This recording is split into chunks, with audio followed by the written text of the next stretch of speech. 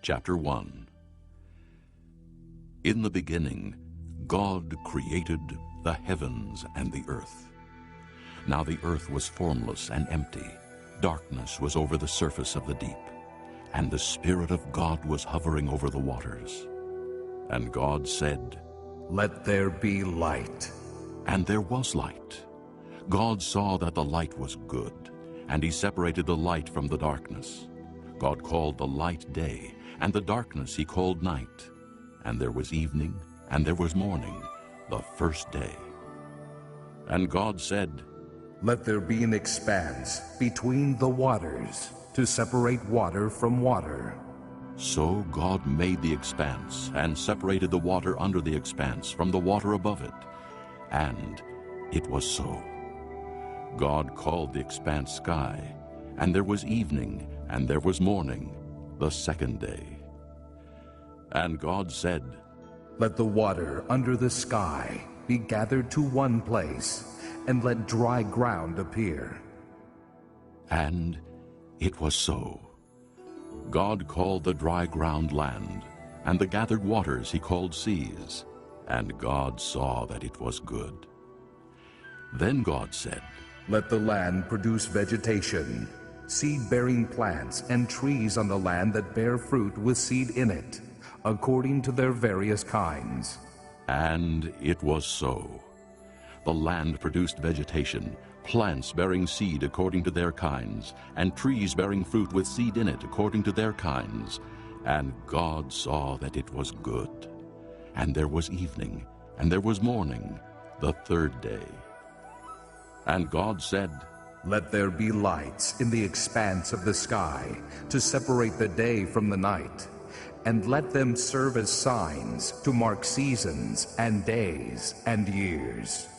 And let them be lights in the expanse of the sky to give light on the earth." And it was so. God made two great lights, the greater light to govern the day, and the lesser light to govern the night. He also made the stars. God set them in the expanse of the sky to give light on the earth, to govern the day and the night, and to separate light from darkness. And God saw that it was good. And there was evening, and there was morning, the fourth day. And God said, "Let the water teem with living creatures, and let birds fly above the earth across the expanse of the sky." So God created the great creatures of the sea, and every living and moving thing with which the water teems, according to their kinds, and every winged bird according to its kind. And God saw that it was good. God blessed them and said, "Be fruitful and increase in number, and fill the water in the seas, and let the birds increase on the earth." And there was evening, and there was morning, the fifth day. And God said, "Let the land produce living creatures according to their kinds, livestock, creatures that move along the ground, and wild animals, each according to its kind." And it was so. God made the wild animals according to their kinds, the livestock according to their kinds, and all the creatures that move along the ground according to their kinds. And God saw that it was good. Then God said, "Let us make man in our image, in our likeness, and let them rule over the fish of the sea and the birds of the air, over the livestock, over all the earth, and over all the creatures that move along the ground." So God created man in his own image. In the image of God he created him. Male and female he created them. God blessed them and said to them, "Be fruitful and increase in number. Fill the earth and subdue it. Rule over the fish of the sea and the birds of the air, and over every living creature that moves on the ground." Then God said, "I give you every seed-bearing plant on the face of the whole earth, and every tree that has fruit with seed in it. They will be yours for food. And to all the beasts of the earth, and all the birds of the air, and all the creatures that move on the ground, everything that has the breath of life in it, I give every green plant for food." And it was so. God saw all that he had made, and it was very good. And there was evening, and there was morning, the sixth day. Chapter 2. Thus the heavens and the earth were completed in all their vast array. By the seventh day, God had finished the work he had been doing. So on the seventh day he rested from all his work. And God blessed the seventh day and made it holy, because on it he rested from all the work of creating that he had done. This is the account of the heavens and the earth when they were created. When the Lord God made the earth and the heavens, and no shrub of the field had yet appeared on the earth, and no plant of the field had yet sprung up, for the Lord God had not sent rain on the earth, and there was no man to work the ground. But streams came up from the earth and watered the whole surface of the ground. The Lord God formed the man from the dust of the ground, and breathed into his nostrils the breath of life, and man became a living being. Now the Lord God had planted a garden in the east, in Eden, and there he put the man he had formed.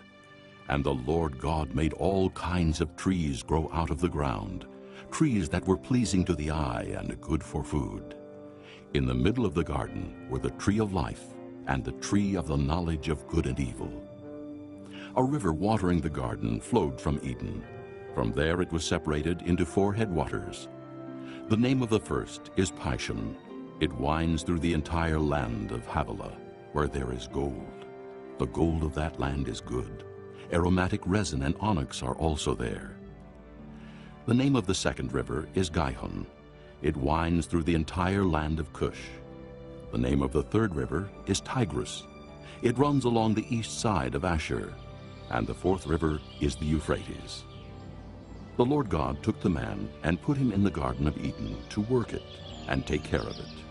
And the Lord God commanded the man, "You are free to eat from any tree in the garden, but you must not eat from the tree of the knowledge of good and evil, for when you eat of it, you will surely die." The Lord God said, "It is not good for the man to be alone. I will make a helper suitable for him." Now the Lord God had formed out of the ground all the beasts of the field and all the birds of the air. He brought them to the man to see what he would name them. And whatever the man called each living creature, that was its name. So the man gave names to all the livestock, the birds of the air, and all the beasts of the field. But for Adam, no suitable helper was found. So the Lord God caused the man to fall into a deep sleep. And while he was sleeping, he took one of the man's ribs and closed up the place with flesh. Then the Lord God made a woman from the rib he had taken out of the man, and he brought her to the man. The man said, "This is now bone of my bones, and flesh of my flesh. She shall be called woman, for she was taken out of man." For this reason, a man will leave his father and mother and be united to his wife, and they will become one flesh. The man and his wife were both naked, and they felt no shame. Chapter 3. Now the serpent was more crafty than any of the wild animals the Lord God had made. He said to the woman, "Did God really say, 'You must not eat from any tree in the garden'?" The woman said to the serpent, "We may eat fruit from the trees in the garden, but God did say, 'You must not eat fruit from the tree that is in the middle of the garden, and you must not touch it, or you will die.'" "You will not surely die," the serpent said to the woman, "for God knows that when you eat of it, your eyes will be opened, and you will be like God, knowing good and evil." When the woman saw that the fruit of the tree was good for food and pleasing to the eye, and also desirable for gaining wisdom, she took some and ate it. She also gave some to her husband who was with her, and he ate it. Then the eyes of both of them were opened, and they realized they were naked. So they sewed fig leaves together and made coverings for themselves. Then the man and his wife heard the sound of the Lord God as he was walking in the garden in the cool of the day. and they hid from the Lord God among the trees of the garden. But the Lord God called to the man, "Where are you?" He answered, I heard you in the garden, and I was afraid because I was naked, so I hid. and he said, "Who told you that you were naked? Have you eaten from the tree that I commanded you not to eat from?" The man said, The woman you put here with me, she gave me some fruit from the tree, and I ate it. Then the Lord God said to the woman, "What is this you have done?" The woman said, The serpent deceived me, and I ate. So the Lord God said to the serpent, "Because you have done this, cursed are you above all the livestock and all the wild animals. You will crawl on your belly, and you will eat dust all the days of your life. And I will put enmity between you and the woman, and between your offspring and hers. He will crush your head, and you will strike his heel." To the woman he said, "I will greatly increase your pains in childbearing. With pain you will give birth to children. Your desire will be for your husband, and he will rule over you." To Adam he said, "Because you listened to your wife and ate from the tree about which I commanded you, you must not eat of it. Cursed is the ground because of you. Through painful toil you will eat of it all the days of your life. It will produce thorns and thistles for you, and you will eat the plants of the field. By the sweat of your brow you will eat your food until you return to the ground, since from it you were taken. For dust you are, and to dust you will return." Adam named his wife Eve, because she would become the mother of all the living. The Lord God made garments of skin for Adam and his wife, and clothed them. And the Lord God said, "The man has now become like one of us, knowing good and evil. He must not be allowed to reach out his hand and take also from the tree of life and eat and live forever." So the Lord God banished him from the Garden of Eden to work the ground from which he had been taken. After he drove the man out, he placed on the east side of the Garden of Eden cherubim and a flaming sword flashing back and forth to guard the way to the tree of life. Chapter 4. Adam lay with his wife Eve, and she became pregnant and gave birth to Cain. She said, With the help of the Lord, I have brought forth a man. Later she gave birth to his brother Abel. Now Abel kept flocks, and Cain worked the soil. In the course of time, Cain brought some of the fruits of the soil as an offering to the Lord. But Abel brought fat portions from some of the firstborn of his flock. The Lord looked with favor on Abel and his offering, but on Cain and his offering he did not look with favor. So Cain was very angry, and his face was downcast. Then the Lord said to Cain, "Why are you angry? Why is your face downcast? If you do what is right, will you not be accepted? But if you do not do what is right, sin is crouching at your door. It desires to have you, but you must master it." Now Cain said to his brother Abel, Let's go out to the field. And while they were in the field, Cain attacked his brother Abel and killed him. Then the Lord said to Cain, "Where is your brother Abel?" I don't know. He replied, Am I my brother's keeper? The Lord said, "What have you done? Listen, your brother's blood cries out to me from the ground. Now you are under a curse and driven from the ground, which opened its mouth to receive your brother's blood from your hand. When you work the ground, it will no longer yield its crops for you. You will be a restless wanderer on the earth." Cain said to the Lord, My punishment is more than I can bear. Today you are driving me from the land, and I will be hidden from your presence. I will be a restless wanderer on the earth, and whoever finds me will kill me. But the Lord said to him, "Not so. If anyone kills Cain, he will suffer vengeance 7 times over." Then the Lord put a mark on Cain, so that no one who found him would kill him. So Cain went out from the Lord's presence and lived in the land of Nod, east of Eden. Cain lay with his wife, and she became pregnant and gave birth to Enoch. Cain was then building a city, and he named it after his son Enoch. To Enoch was born Irad, and Irad was the father of Mehujael. and Mehujael was the father of Methushael, and Methushael was the father of Lamech. Lamech married 2 women, one named Ada and the other Zillah. Ada gave birth to Jabal. He was the father of those who live in tents and raise livestock. His brother's name was Jubal. He was the father of all who play the harp and flute. Zillah also had a son, Tubal-Cain, who forged all kinds of tools out of bronze and iron. Tubal-Cain's sister was Naamah.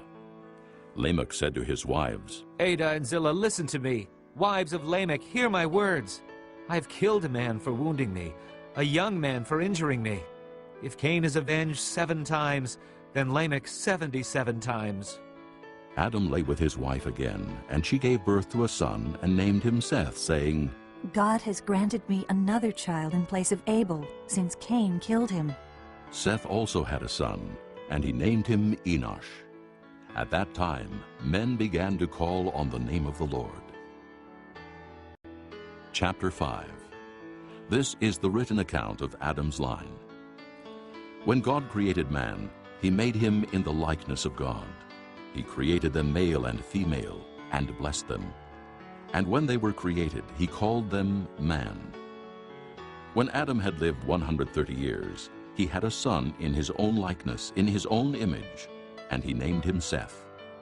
After Seth was born, Adam lived 800 years and had other sons and daughters.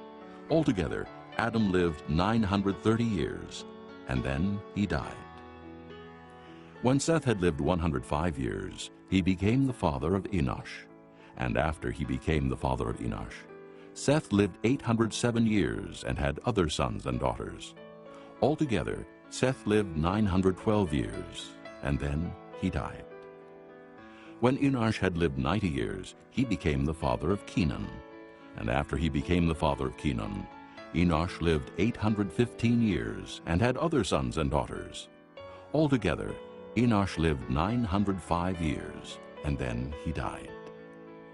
When Kenan had lived 70 years, he became the father of Mahalalel. And after he became the father of Mahalalel, Kenan lived 840 years and had other sons and daughters. Altogether, Kenan lived 910 years, and then he died. When Mahalalel had lived 65 years, he became the father of Jared. And after he became the father of Jared, Mahalalel lived 830 years and had other sons and daughters. Altogether, Mahalalel lived 895 years, and then he died. When Jared had lived 162 years, he became the father of Enoch. And after he became the father of Enoch, Jared lived 800 years and had other sons and daughters. Altogether, Jared lived 962 years, and then he died.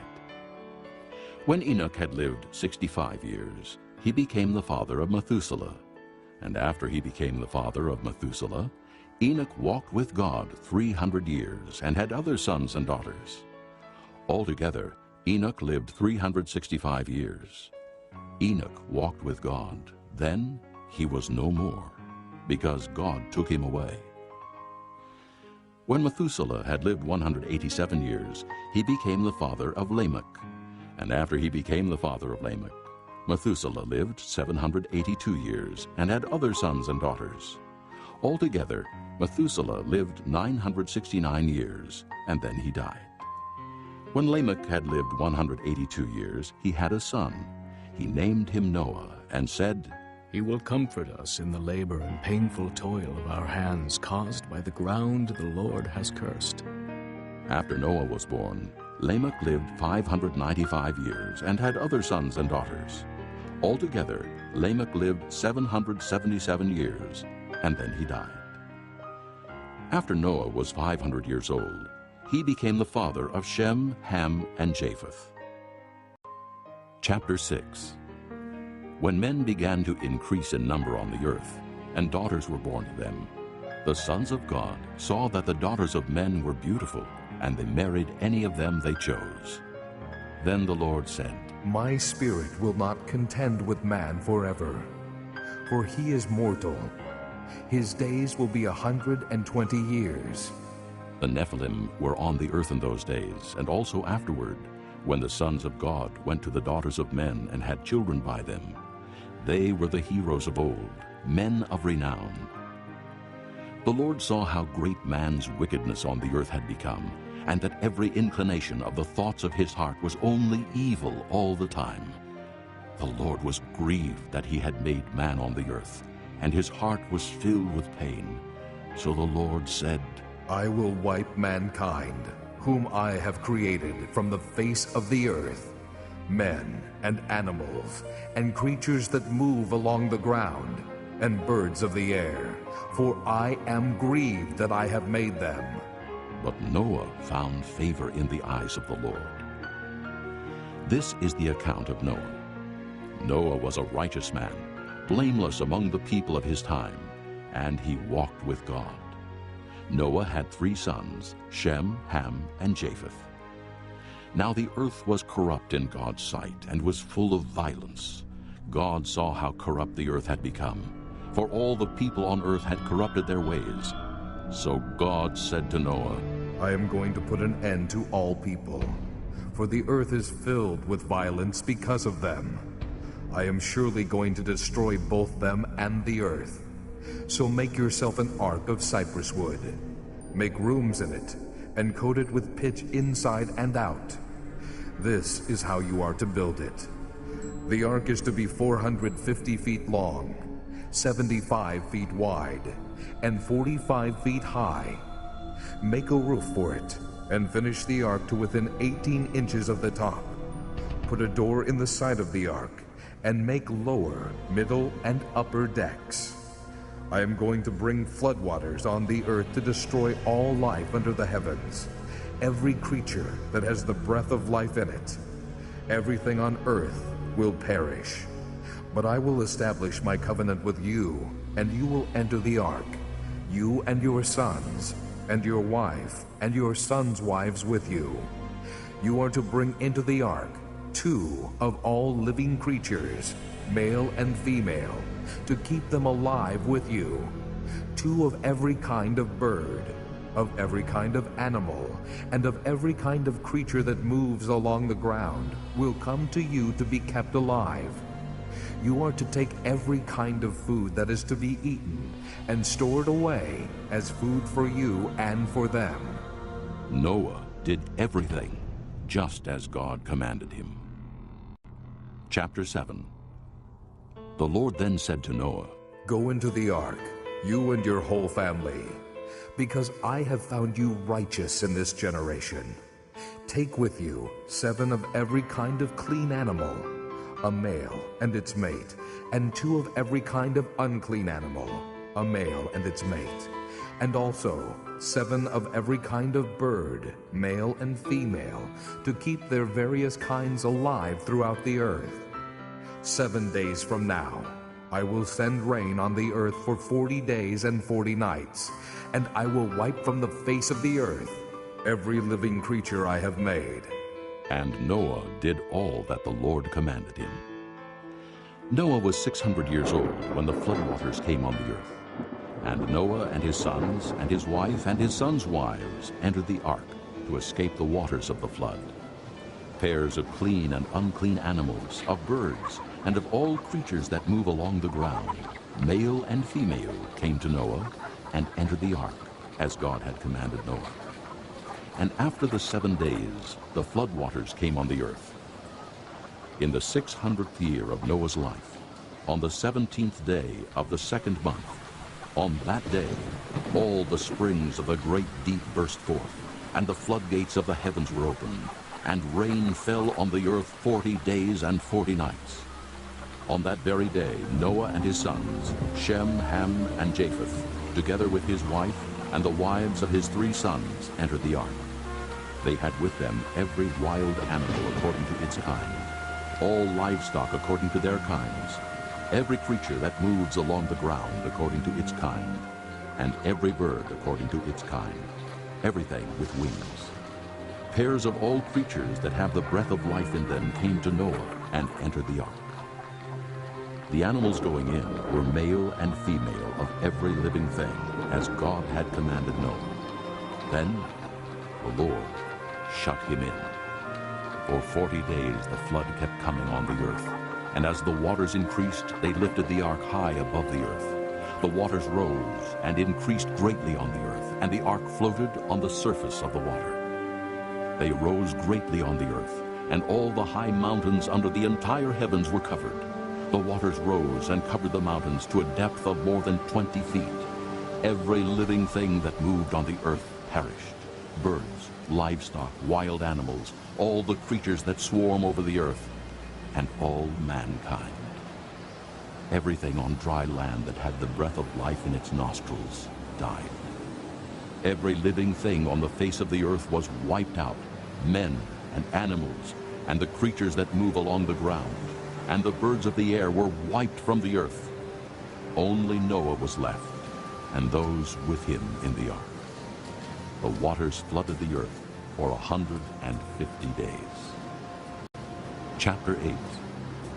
But God remembered Noah and all the wild animals and the livestock that were with him in the ark. And he sent a wind over the earth, and the waters receded. Now the springs of the deep and the floodgates of the heavens had been closed, and the rain had stopped falling from the sky. The water receded steadily from the earth. At the end of the 150 days the water had gone down, and on the 17th day of the 7th month the ark came to rest on the mountains of Ararat. The waters continued to recede until the 10th month, and on the first day of the 10th month the tops of the mountains became visible. After 40 days, Noah opened the window he had made in the ark and sent out a raven, and it kept flying back and forth until the water had dried up from the earth. Then he sent out a dove to see if the water had receded from the surface of the ground. But the dove could find no place to set its feet, because there was water over all the surface of the earth. So it returned to Noah in the ark. He reached out his hand and took the dove and brought it back to himself in the ark. He waited 7 more days and again sent out the dove from the ark. When the dove returned to him in the evening, there in its beak was a freshly plucked olive leaf. Then Noah knew that the water had receded from the earth. He waited 7 more days and sent the dove out again, but this time it did not return to him. By the first day of the 1st month of Noah's 601st year, the water had dried up from the earth. Noah then removed the covering from the ark and saw that the surface of the ground was dry. By the 27th day of the 2nd month, the earth was completely dry. Then God said to Noah, "Come out of the ark, you and your wife, and your sons and their wives. Bring out every kind of living creature that is with you, the birds, the animals, and all the creatures that move along the ground, so they can multiply on the earth and be fruitful and increase in number upon it." So Noah came out, together with his sons and his wife and his sons' wives. All the animals and all the creatures that move along the ground, and all the birds, everything that moves on the earth, came out of the ark, one kind after another. Then Noah built an altar to the Lord, and taking some of all the clean animals and clean birds, he sacrificed burnt offerings on it. The Lord smelled the pleasing aroma and said in his heart, "Never again will I curse the ground because of man, even though every inclination of his heart is evil from childhood. And never again will I destroy all living creatures as I have done. As long as the earth endures, seed time and harvest, cold and heat, summer and winter, day and night will never cease." Chapter 9. Then God blessed Noah and his sons, saying to them, "Be fruitful and increase in number, and fill the earth. The fear and dread of you will fall upon all the beasts of the earth and all the birds of the air, upon every creature that moves along the ground, and upon all the fish of the sea. They are given into your hands. Everything that lives and moves will be food for you. Just as I gave you the green plants, I now give you everything. But you must not eat meat that has its lifeblood still in it. And for your lifeblood I will surely demand an accounting. I will demand an accounting from every animal, and from each man too I will demand an accounting for the life of his fellow man. Whoever sheds the blood of man, by man shall his blood be shed. For in the image of God has God made man. As for you, be fruitful and increase in number, multiply on the earth and increase upon it. Then God said to Noah and to his sons with him, I now establish my covenant with you and with your descendants after you, and with every living creature that was with you, the birds, the livestock, and all the wild animals, all those that came out of the ark with you, every living creature on earth. I establish my covenant with you. Never again will all life be cut off by the waters of a flood. Never again will there be a flood to destroy the earth. And God said, This is the sign of the covenant I am making between me and you, and every living creature with you, a covenant for all generations to come. I have set my rainbow in the clouds, and it will be the sign of the covenant between me and the earth. Whenever I bring clouds over the earth, and the rainbow appears in the clouds, I will remember my covenant between me and you, and all living creatures of every kind. Never again will the waters become a flood to destroy all life. Whenever the rainbow appears in the clouds, I will see it and remember the everlasting covenant between God and all living creatures of every kind on the earth. So God said to Noah, This is the sign of the covenant I have established between me and all life on earth. The sons of Noah who came out of the ark were Shem, Ham, and Japheth. Ham was the father of Canaan. These were the three sons of Noah, and from them came the people who were scattered over the earth. Noah, a man of the soil, proceeded to plant a vineyard. When he drank some of its wine, he became drunk and lay uncovered inside his tent. Ham, the father of Canaan, saw his father's nakedness and told his two brothers outside. But Shem and Japheth took a garment and laid it across their shoulders. Then they walked in backward and covered their father's nakedness. Their faces were turned the other way, so that they would not see their father's nakedness.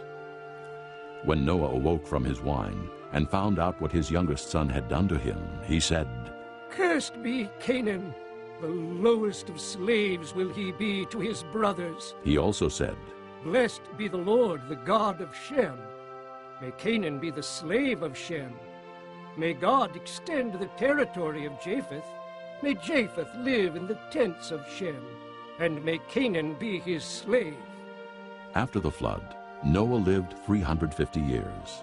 Altogether, Noah lived 950 years, and then he died. Chapter 10. This is the account of Shem, Ham, and Japheth, Noah's sons, who themselves had sons after the flood. The sons of Japheth, Gomer, Magog, Madai, Javan, Tubal, Meshach, and Tyrus. The sons of Gomer, Ashkenaz, Riphath, and Togarmah. The sons of Javan, Elisha, Tarshish, the Kittim, and the Rodanim. From these the maritime peoples spread out into their territories by their clans within their nations, each with its own language. The sons of Ham, Cush, Mizraim, Put, and Canaan. The sons of Cush, Seba, Havilah, Sabta, Reumah, and Sabteka. The sons of Reumah, Sheba, and Dedan. Cush was the father of Nimrod, who grew to be a mighty warrior on the earth. He was a mighty hunter before the Lord.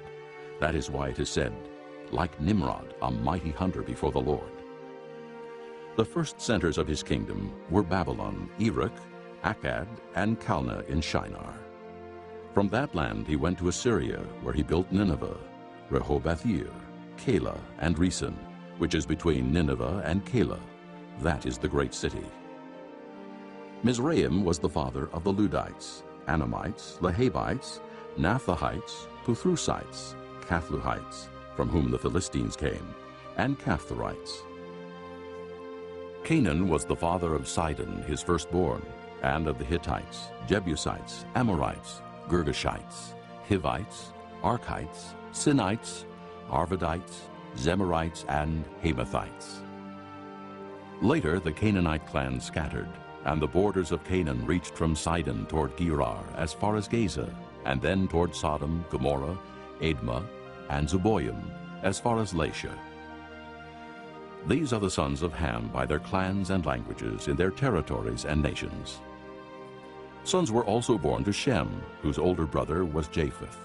Shem was the ancestor of all the sons of Eber. The sons of Shem: Elam, Asher, Arphaxad, Lud, and Aram. The sons of Aram: Uz, Hul, Gether, and Meshach. Arphaxad was the father of Shelah, and Shelah the father of Eber. 2 sons were born to Eber. One was named Peleg, because in his time the earth was divided. His brother was named Joktan.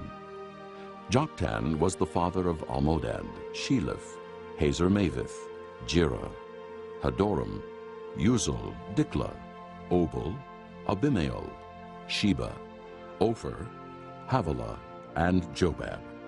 All these were sons of Joktan. The region where they lived stretched from Mesha toward Sephir in the eastern hill country.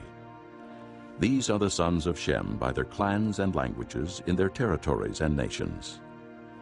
These are the clans of Noah's sons, according to their lines of descent within their nations. From these, the nations spread out over all the earth after the flood. Chapter 11. Now the whole world had one language and a common speech. As men moved eastward, they found a plain in Shinar and settled there. They said to each other, "Come, let's make bricks and bake them thoroughly." They used brick instead of stone and tar for mortar. Then they said, "Come, let us build ourselves a city with a tower that reaches to the heavens, so that we may make a name for ourselves and not be scattered over the face of the whole earth." But the Lord came down to see the city and the tower that the men were building. The Lord said, If as one people speaking the same language they have begun to do this, then nothing they plan to do will be impossible for them. Come, let us go down and confuse their language, so they will not understand each other. So the Lord scattered them from there over all the earth, and they stopped building the city. That is why it was called Babel, because there the Lord confused the language of the whole world. From there the Lord scattered them over the face of the whole earth. This is the account of Shem. 2 years after the flood, when Shem was 100 years old, he became the father of Arphaxad. And after he became the father of Arphaxad, Shem lived 500 years and had other sons and daughters. When Arphaxad had lived 35 years, he became the father of Shelah. And after he became the father of Shelah, Arphaxad lived 403 years and had other sons and daughters. When Shelah had lived 30 years, he became the father of Eber. And after he became the father of Eber, Shelah lived 403 years and had other sons and daughters. When Eber had lived 34 years, he became the father of Peleg. And after he became the father of Peleg, Eber lived 430 years and had other sons and daughters. When Peleg had lived 30 years, he became the father of Reu. And after he became the father of Reu, Peleg lived 209 years and had other sons and daughters. When Reu had lived 32 years, he became the father of Serug. And after he became the father of Serug, Reu lived 207 years and had other sons and daughters. When Serug had lived 30 years, he became the father of Nahor. And after he became the father of Nahor, Serug lived 200 years and had other sons and daughters. When Nahor had lived 29 years, he became the father of Terah. And after he became the father of Terah, Nahor lived 119 years and had other sons and daughters. After Terah had lived 70 years, he became the father of Abram, Nahor, and Haran. This is the account of Terah. Terah became the father of Abram, Nahor, and Haran. And Haran became the father of Lot. While his father Terah was still alive, Haran died in Ur of the Chaldeans in the land of his birth. Abram and Nahor both married. The name of Abram's wife was Sarai, and the name of Nahor's wife was Milcah. She was the daughter of Haran, the father of both Milcah and Iscah. Now Sarai was barren. She had no children. Terah took his son Abram, his grandson Lot, son of Haran, and his daughter-in-law Sarai, the wife of his son Abram, and together they set out from Ur of the Chaldeans to go to Canaan. But when they came to Haran, they settled there. Terah lived 205 years, and he died in. Said to Abram, Leave your country, your people, and your father's household, and go to the land I will show you. I will make you into a great nation, and I will bless you. I will make your name great, and you will be a blessing. I will bless those who bless you, and whoever curses you, I will curse, and all peoples on earth will be blessed through you. So Abram left as the Lord had told him, and Lot went with him. Abram was 75 years old when he set out from Haran. He took his wife Sarai, his nephew Lot, all the possessions they had accumulated, and the people they had acquired in Haran, and they set out for the land of Canaan, and they arrived there. Abram traveled through the land as far as the site of the great tree of Moreh at Shechem. At that time the Canaanites were in the land. The Lord appeared to Abram and said, To your offspring I will give this land. So he built an altar there to the Lord who had appeared to him. From there he went on toward the hills east of Bethel and pitched his tent, with Bethel on the west and Ai on the east. There he built an altar to the Lord and called on the name of the Lord. Then Abram set out and continued toward the Negev. Now there was a famine in the land, and Abram went down to Egypt to live there for a while because the famine was severe. As he was about to enter Egypt, he said to his wife Sarai, I know what a beautiful woman you are. When the Egyptians see you, they will say, This is his wife. Then they will kill me, but will let you live. Say you are my sister, so that I will be treated well for your sake, and my life will be spared because of you. When Abram came to Egypt, the Egyptians saw that she was a very beautiful woman. And when Pharaoh's officials saw her, they praised her to Pharaoh, and she was taken into his palace. He treated Abram well for her sake, and Abram acquired sheep and cattle, male and female donkeys, men servants and maidservants, and camels. But the Lord inflicted serious diseases on Pharaoh and his household because of Abram's wife Sarai. So Pharaoh summoned Abram. What have you done to me? He said, Why didn't you tell me she was your wife? Why did you say she is my sister, so that I took her to be my wife? Now then, here is your wife. Take her and go. Then Pharaoh gave orders about Abram to his men, and they sent him on his way with his wife and everything he had. Chapter 13. So Abram went up from Egypt to the Negev with his wife and everything he had, and Lot went with him. Abram had become very wealthy in livestock and in silver and gold. From the Negev he went from place to place until he came to Bethel, to the place between Bethel and Ai, where his tent had been earlier, and where he had first built an altar. There Abram called on the name of the Lord. Now Lot, who was moving about with Abram, also had flocks and herds and tents. But the land could not support them while they stayed together, for their possessions were so great that they were not able to stay together. And quarreling arose between Abram's herdsmen and the herdsmen of Lot. The Canaanites and Perizzites were also living in the land at that time. So Abram said to Lot, Let's not have any quarreling between you and me, or between your herdsmen and mine, for we are brothers. Is not the whole land before you? Let's part company. If you go to the left, I'll go to the right. If you go to the right, I'll go to the left. Lot looked up and saw that the whole plain of the Jordan was well watered, like the garden of the Lord, like the land of Egypt toward Zoar. This was before the Lord destroyed Sodom and Gomorrah. So Lot chose for himself the whole plain of the Jordan and set out toward the east. The two men parted company.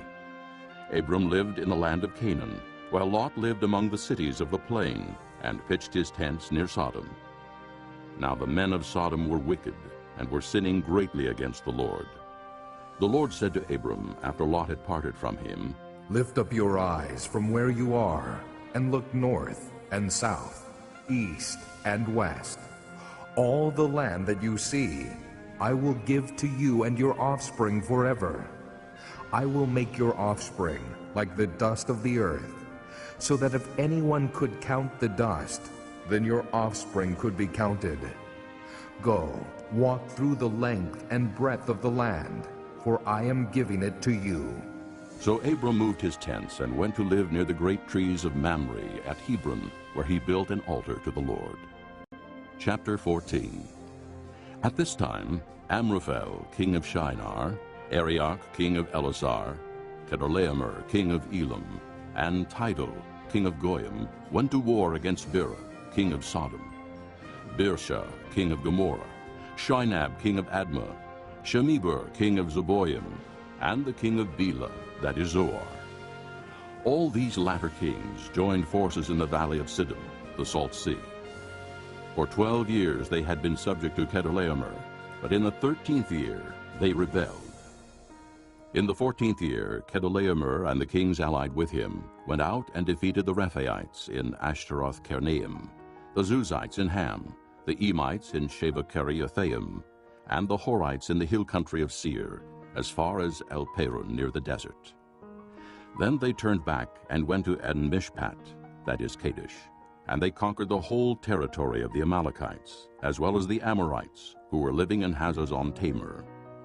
Then the king of Sodom, the king of Gomorrah, the king of Admah, the king of Zeboim, and the king of Bela, that is Zoar, marched out and drew up their battle lines in the valley of Siddim against Kedorlaomer, king of Elam, Tidal, king of Goyim, Amraphel, king of Shinar, and Arioch, king of Elasar, 4 kings against 5. Now the valley of Siddim was full of tar pits, and when the kings of Sodom and Gomorrah fled, some of the men fell into them, and the rest fled to the hills. The 4 kings seized all the goods of Sodom and Gomorrah and all their food. Then they went away. They also carried off Abram's nephew Lot and his possessions, since he was living in Sodom. One who had escaped came and reported this to Abram the Hebrew. Now Abram was living near the great trees of Mamre the Amorite, a brother of Eshcol and Aner, all of whom were allied with Abram. When Abram heard that his relative had been taken captive, he called out the 318 trained men born in his household, and went in pursuit as far as Dan. During the night, Abram divided his men to attack them, and he routed them, pursuing them as far as Hobah, north of Damascus. He recovered all the goods and brought back his relative Lot and his possessions, together with the women and the other people. After Abram returned from defeating Kedorlaomer and the kings allied with him, the king of Sodom came out to meet him in the valley of Sheva, that is the king's valley. Then Melchizedek, king of Salem, brought out bread and wine. He was priest of God Most High, and he blessed Abram, saying, "Blessed be Abram by God Most High, creator of heaven and earth. And blessed be God Most High, who delivered your enemies into your hand." Then Abram gave him 1/10 of everything. The king of Sodom said to Abram, "Give me the people, and keep the goods for yourself." But Abram said to the king of Sodom, I have raised my hand to the Lord, God Most High, creator of heaven and earth, and have taken an oath that I will accept nothing belonging to you, not even a thread or the thong of a sandal, so that you will never be able to say, I made Abram rich. I will accept nothing but what my men have eaten, and the share that belongs to the men who went with me, to Aner, Eshcol, and Mamre. Let them have their share. Chapter 15. After this, the word of the Lord came to Abram in a vision. "Do not be afraid, Abram. I am your shield, your very great reward." But Abram said, O sovereign Lord, what can you give me since I remain childless, and the one who will inherit my estate is Eliezer of Damascus? And Abram said, You have given me no children, so a servant in my household will be my heir. Then the word of the Lord came to him. "This man will not be your heir, but a son coming from your own body will be your heir." He took him outside and said, "Look up at the heavens and count the stars, if indeed you can count them." Then he said to him, "So shall your offspring be." Abram believed the Lord, and he credited it to him as righteousness. He also said to him, I am the Lord who brought you out of Ur of the Chaldeans to give you this land to take possession of it. But Abram said, O sovereign Lord, how can I know that I will gain possession of it? So the Lord said to him, Bring me a heifer, a goat, and a ram, each 3 years old, along with a dove and a young pigeon. Abram brought all these to him, cut them in two, and arranged the halves opposite each other. The birds, however, he did not cut in half. Then birds of prey came down on the carcasses, but Abram drove them away. As the sun was setting, Abram fell into a deep sleep, and a thick and dreadful darkness came over him. Then the Lord said to him, Know for certain that your descendants will be strangers in a country not their own, and they will be enslaved and mistreated 400 years. But I will punish the nation they serve as slaves, and afterward they will come out with great possessions. You, however, will go to your fathers in peace and be buried at a good old age. In the 4th generation, your descendants will come back here, for the sin of the Amorites has not yet reached its full measure. When the sun had set and darkness had fallen, a smoking firepot with a blazing torch appeared and passed between the pieces. On that day, the Lord made a covenant with Abram and said, To your descendants I give this land from the river of Egypt to the great river the Euphrates, the land of the Kenites, Kenizzites, Cadmonites, Hittites, Perizzites, Rephaites, Amorites, Canaanites, Girgashites, and Jebusites. Chapter 16.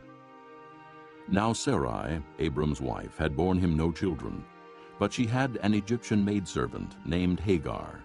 So she said to Abram, The Lord has kept me from having children. Go, sleep with my maidservant. Perhaps I can build a family through her.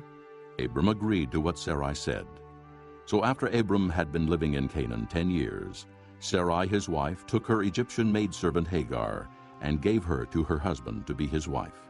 He slept with Hagar, and she conceived. When she knew she was pregnant, she began to despise her mistress. Then Sarai said to Abram, You are responsible for the wrong I am suffering.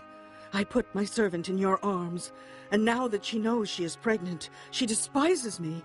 May the Lord judge between you and me. Your servant is in your hands. Abram said, Do with her whatever you think best. Then Sarai mistreated Hagar, so she fled from her. The angel of the Lord found Hagar near a spring in the desert. It was the spring that is beside the road to Shur. And he said, Hagar, servant of Sarai, where have you come from, and where are you going? I'm running away from my mistress Sarai. She answered. Then the angel of the Lord told her, Go back to your mistress and submit to her. The angel added, I will so increase your descendants that they will be too numerous to count. The angel of the Lord also said to her, You are now with child, and you will have a son. You shall name him Ishmael, for the Lord has heard of your misery. He will be a wild donkey of a man. His hand will be against everyone, and everyone's hand against him, and he will live in hostility toward all his brothers. She gave this name to the Lord who spoke to her. You are the God who sees me. For she said, I have now seen the one who sees me. That is why the well was called Beer Lahairoi.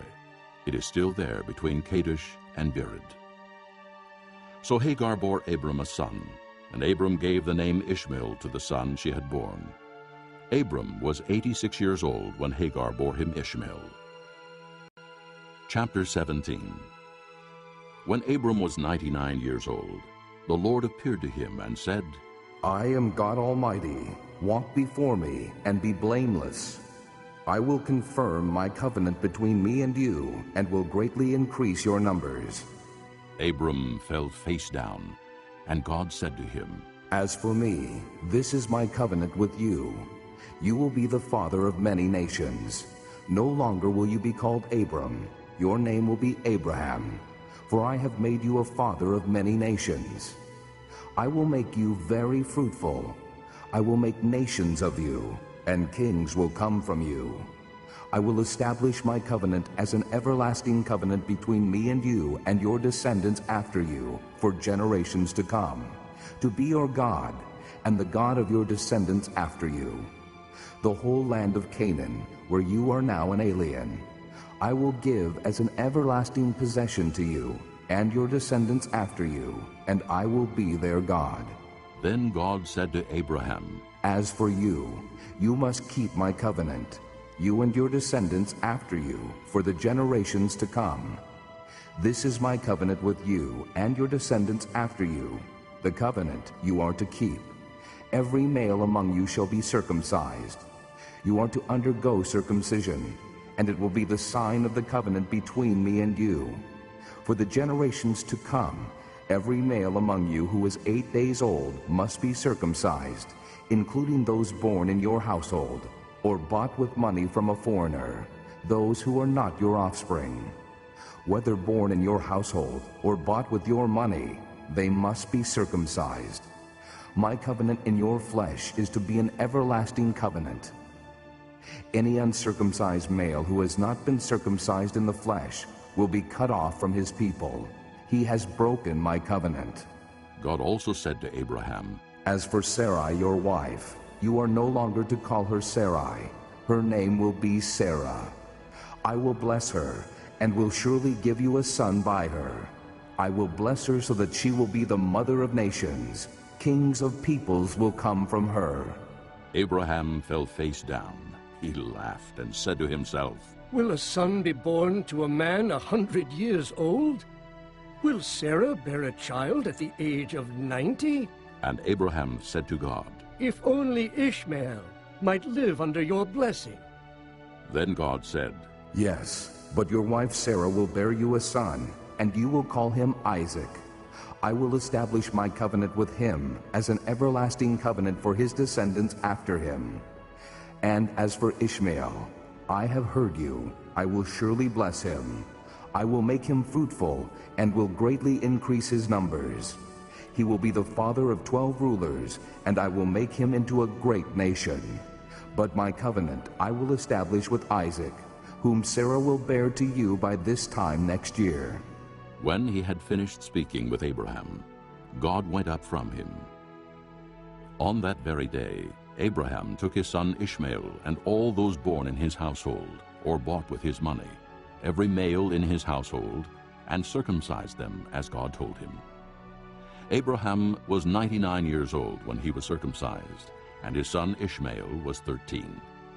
Abraham and his son Ishmael were both circumcised on that same day, and every male in Abraham's household, including those born in his household, or bought from a foreigner, was circumcised with him. Chapter 18. The Lord appeared to Abraham near the great trees of Mamre while he was sitting at the entrance to his tent in the heat of the day. Abraham looked up and saw 3 men standing nearby. When he saw them, he hurried from the entrance of his tent to meet them and bowed low to the ground. He said, If I have found favor in your eyes, my lord, do not pass your servant by. Let a little water be brought, and then you may all wash your feet and rest under this tree. Let me get you something to eat, so you can be refreshed, and then go on your way, now that you have come to your servant. Very well, they answered. Do as you say. So Abraham hurried into the tent to Sarah. Quick, he said. Get 3 seahs of fine flour and knead it and bake some bread. Then he ran to the herd and selected a choice tender calf and gave it to a servant who hurried to prepare it. He then brought some curds and milk and the calf that had been prepared and set these before them. While they ate, he stood near them under a tree. Where's your wife Sarah? They asked him. There, in the tent, he said. Then the Lord said, I will surely return to you about this time next year, and Sarah your wife will have a son. Now Sarah was listening at the entrance to the tent which was behind him. Abraham and Sarah were already old and well advanced in years, and Sarah was past the age of childbearing. So Sarah laughed to herself as she thought, After I am worn out and my master is old, will I now have this pleasure? Then the Lord said to Abraham, Why did Sarah laugh and say, Will I really have a child now that I am old? Is anything too hard for the Lord? I will return to you at the appointed time next year, and Sarah will have a son. Sarah was afraid, so she lied and said, I did not laugh. But he said, Yes, you did laugh. When the men got up to leave, They looked down toward Sodom, and Abraham walked along with them to see them on their way. Then the Lord said, Shall I hide from Abraham what I am about to do? Abraham will surely become a great and powerful nation, and all nations on earth will be blessed through him. For I have chosen him, so that he will direct his children and his household after him, to keep the way of the Lord by doing what is right and just, so that the Lord will bring about for Abraham what he has promised him. Then the Lord said, The outcry against Sodom and Gomorrah is so great, and their sin so grievous, that I will go down and see if what they have done is as bad as the outcry that has reached me. If not, I will know. The men turned away and went toward Sodom, but Abraham remained standing before the Lord. Then Abraham approached him and said, Will you sweep away the righteous with the wicked? What if there are 50 righteous people in the city? Will you really sweep away and not spare the place for the sake of the 50 righteous people in it? Far be it from you to do such a thing, to kill the righteous with the wicked, treating the righteous and the wicked alike. Far be it from you. Will not the judge of all the earth do right? The Lord said, If I find 50 righteous people in the city of Sodom, I will spare the whole place for their sake. Then Abraham spoke up again. Now that I have been so bold as to speak to the Lord, though I am nothing but dust and ashes, what if the number of the righteous is 5 less than 50? Will you destroy the whole city because of 5 people? If I find 45 there, he said, I will not destroy it. Once again he spoke to him. What if only 40 are found there? He said, For the sake of 40, I will not do it. Then he said, May the Lord not be angry, but let me speak. What if only 30 can be found there? He answered, I will not do it if I find 30 there. Abraham said, Now that I have been so bold as to speak to the Lord, what if only 20 can be found there? He said, For the sake of 20, I will not destroy it. Then he said, May the Lord not be angry, but let me speak just once more. What if only 10 can be found there? He answered, For the sake of 10, I will not destroy it. When the Lord had finished speaking with Abraham, he left, and Abraham returned home. Chapter 19. The 2 angels arrived at Sodom in the evening, and Lot was sitting in the gateway of the city. When he saw them, he got up to meet them and bowed down with his face to the ground. My lords, he said, please, turn aside to your servant's house. You can wash your feet and spend the night, and then go on your way early in the morning. No, they answered, we will spend the night in the square. But he insisted so strongly that they did go with him and entered his house. He prepared a meal for them, baking bread without yeast, and they ate. Before they had gone to bed, all the men from every part of the city of Sodom, both young and old, surrounded the house. They called to Lot, Where are the men who came to you tonight? Bring them out to us so that we can have sex with them. Lot went outside to meet them and shut the door behind him and said, No, my friends, don't do this wicked thing. Look, I have 2 daughters who have never slept with a man. Let me bring them out to you, and you can do what you like with them.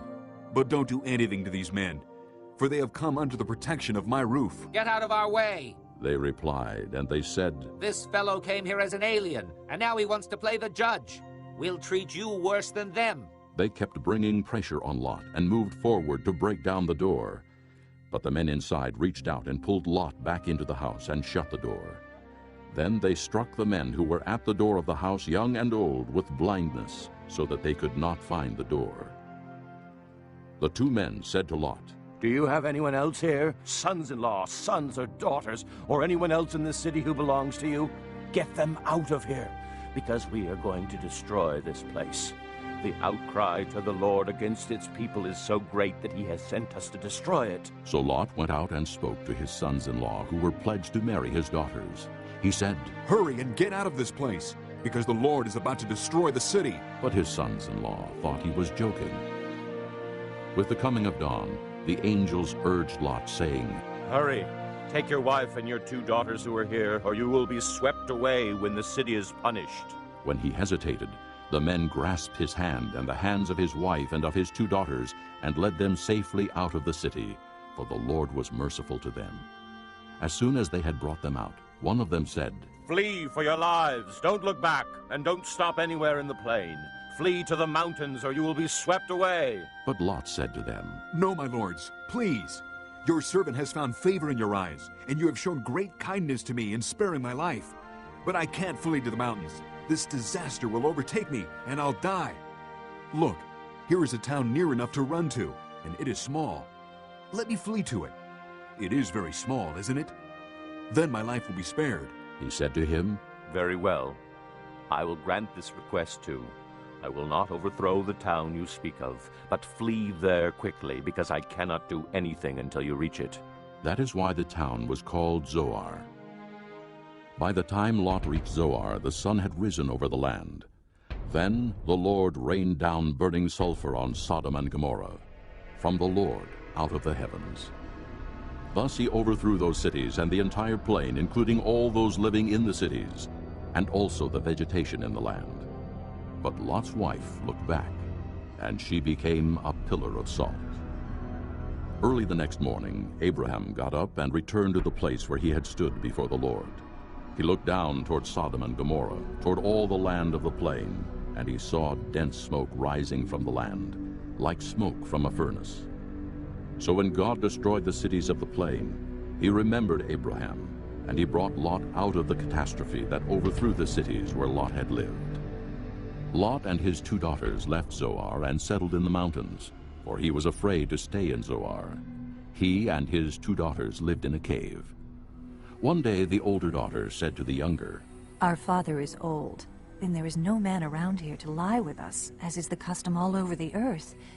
Let's get our father to drink wine, and then lie with him, and preserve our family line through our father. That night they got their father to drink wine, and the older daughter went in and lay with him. He was not aware of it when she lay down or when she got up.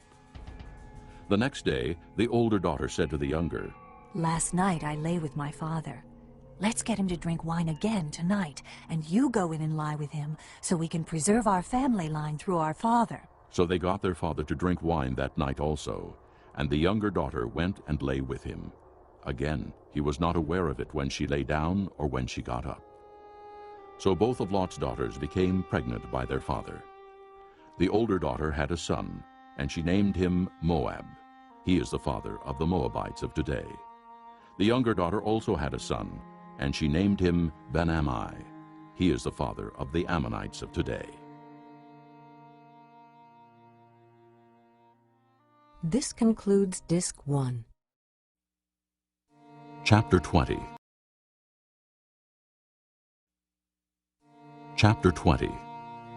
Now Abraham moved on from there into the region of the Negev and lived between Kadesh and Shur. For a while he stayed in Gerar, and there Abraham said to his wife Sarah, She is my sister. Then Abimelech, king of Gerar, sent for Sarah and took her. But God came to Abimelech in a dream one night and said to him, You are as good as dead because of the woman you have taken. She is a married woman. Now Abimelech had not gone near her, so he said, Lord, will you destroy an innocent nation? Did he not say to me, She is my sister? And didn't she also say, He is my brother? I have done this with a clear conscience and clean hands. Then God said to him in the dream, Yes, I know you did this with a clear conscience, and so I have kept you from sinning against me. That is why I did not let you touch her. Now, return the man's wife, for he is a prophet, and he will pray for you, and you will live. But if you do not return her, you may be sure that you and all yours will die. Early the next morning, Abimelech summoned all his officials, and when he told them all that had happened, they were very much afraid. Then Abimelech called Abraham in and said, What have you done to us? How have I wronged you that you have brought such great guilt upon me and my kingdom? You have done things to me that should not be done. And Abimelech asked Abraham, What was your reason for doing this? Abraham replied, I said to myself, There is surely no fear of God in this place, and they will kill me because of my wife. Besides, she really is my sister, the daughter of my father, though not of my mother, and she became my wife. And when God had me wander from my father's household, I said to her, This is how you can show your love to me. Everywhere we go, say of me, He is my brother. Then Abimelech brought sheep and cattle and male and female slaves, and gave them to Abraham, and he returned Sarah his wife to him. And Abimelech said, My land is before you. Live wherever you like. To Sarah he said, I am giving your brother 1,000 shekels of silver. This is to cover the offense against you before all who are with you. You are completely vindicated. Then Abraham prayed to God, and God healed Abimelech, his wife, and his slave girls, so they could have children again. For the Lord had closed up every womb in Abimelech's household because of Abraham's wife Sarah. Chapter 21. Now the Lord was gracious to Sarah, as he had said, and the Lord did for Sarah what he had promised. Sarah became pregnant and bore a son to Abraham in his old age, at the very time God had promised him. Abraham gave the name Isaac to the son Sarah bore him. When his son Isaac was 8 days old, Abraham circumcised him as God commanded him. Abraham was 100 years old when his son Isaac was born to him. Sarah said, God has brought me laughter, and everyone who hears about this will laugh with me. And she added, Who would have said to Abraham that Sarah would nurse children? Yet I have borne him a son in his old age. The child grew and was weaned, and on the day Isaac was weaned, Abraham held a great feast. But Sarah saw that the son whom Hagar the Egyptian had borne to Abraham was mocking, and she said to Abraham, Get rid of that slave woman and her son, for that slave woman's son will never share in the inheritance with my son Isaac. The matter distressed Abraham greatly because it concerned his son. But God said to him, Do not be so distressed about the boy and your maidservant. Listen to whatever Sarah tells you, because it is through Isaac that your offspring will be reckoned. I will make the son of the maidservant into a nation also, because he is your offspring. Early the next morning, Abraham took some food and a skin of water and gave them to Hagar. He set them on her shoulders and then sent her off with the boy. She went on her way and wandered in the desert of Beersheba. When the water in the skin was gone, she put the boy under one of the bushes. Then she went off and sat down nearby, about a bow shot away, for she thought, I cannot watch the boy die. And as she sat there nearby, she began to sob. God heard the boy crying, and the angel of God called to Hagar from heaven and said to her, What is the matter, Hagar? Do not be afraid. God has heard the boy crying as he lies there. Lift the boy up and take him by the hand, for I will make him into a great nation. Then God opened her eyes, and she saw a well of water. So she went and filled the skin with water and gave the boy a drink. God was with the boy as he grew up.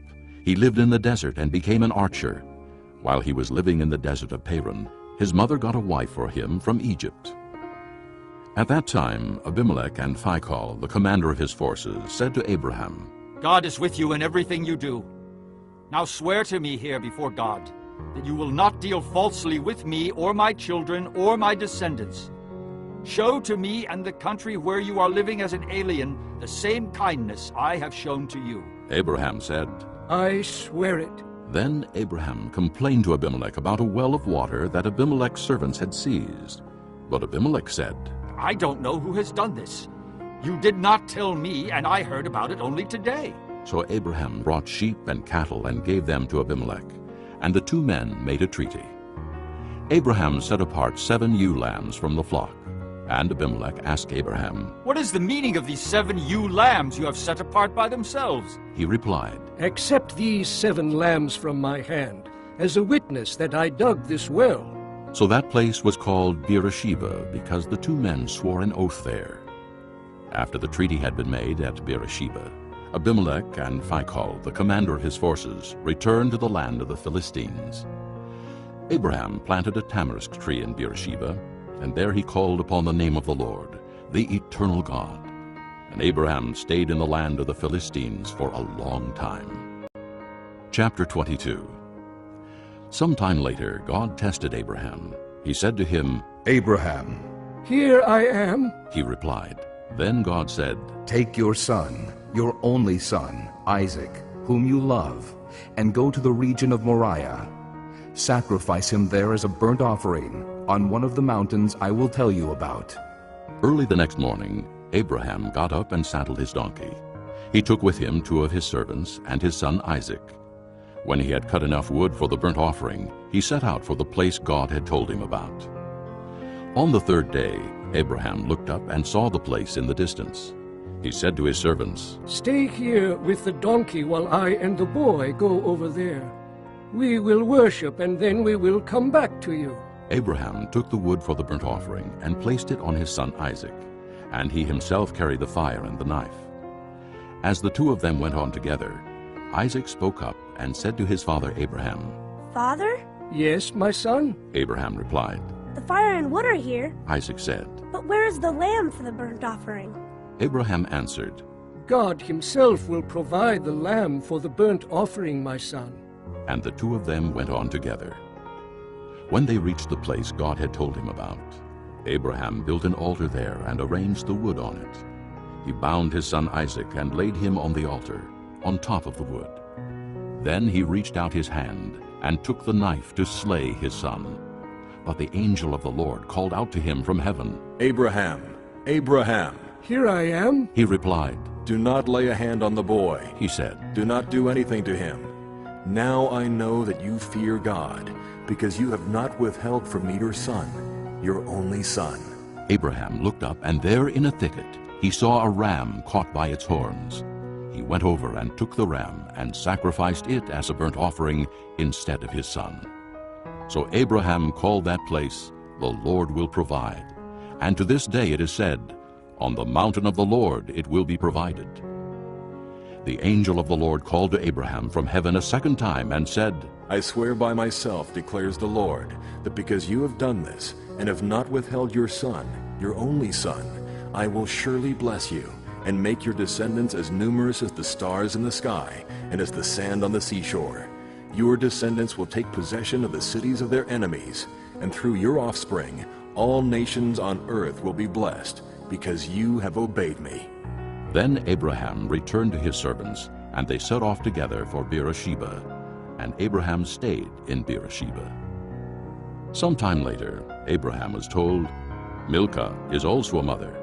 She has borne sons to your brother Nahor, Uz the firstborn, Buz his brother, Kemuel the father of Aram, Kesed, Hazo, Pildash, Jidlaph, and Bethuel. Bethuel became the father of Rebekah.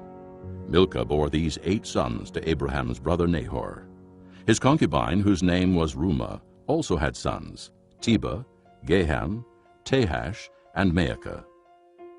Chapter 23. Sarah lived to be 127 years old. She died at Kiriath Arba, that is Hebron, in the land of Canaan. And Abraham went to mourn for Sarah and to weep over her. Then Abraham rose from beside his dead wife and spoke to the Hittites. He said, I am an alien and a stranger among you. Sell me some property for a burial site here so I can bury my dead. The Hittites replied to Abraham, Sir, listen to us. You are a mighty prince among us. Bury your dead in the choicest of our tombs. None of us will refuse you his tomb for burying your dead. Then Abraham rose and bowed down before the people of the land, the Hittites. He said to them, If you are willing to let me bury my dead, then listen to me and intercede with Ephron, son of Zohar, on my behalf. So he will sell me the cave of Machpelah, which belongs to him and is at the end of his field. Ask him to sell it to me for the full price as a burial site among you. Ephron the Hittite was sitting among his people, and he replied to Abraham in the hearing of all the Hittites who had come to the gate of his city. No, my lord, he said. Listen to me. I give you the field, and I give you the cave that is in it. I give it to you in the presence of my people. Bury your dead. Again Abraham bowed down before the people of the land, and he said to Ephron in their hearing, Listen to me, if you will. I will pay the price of the field, Accept it from me so I can bury my dead there. Ephron answered Abraham, Listen to me, my lord. The land is worth 400 shekels of silver. But what is that between me and you? Bury your dead. Abraham agreed to Ephron's terms and weighed out for him the price he had named in the hearing of the Hittites, 400 shekels of silver, according to the weight current among the merchants. So Ephron's field in Machpelah near Mamre, both the field and the cave in it, and all the trees within the borders of the field, was deeded to Abraham as his property in the presence of all the Hittites who had come to the gate of the city. Afterward, Abraham buried his wife Sarah in the cave in the field of Machpelah near Mamre, which is at Hebron, in the land of Canaan. So the field and the cave in it were deeded to Abraham by the Hittites as a burial site. Chapter 24. Abraham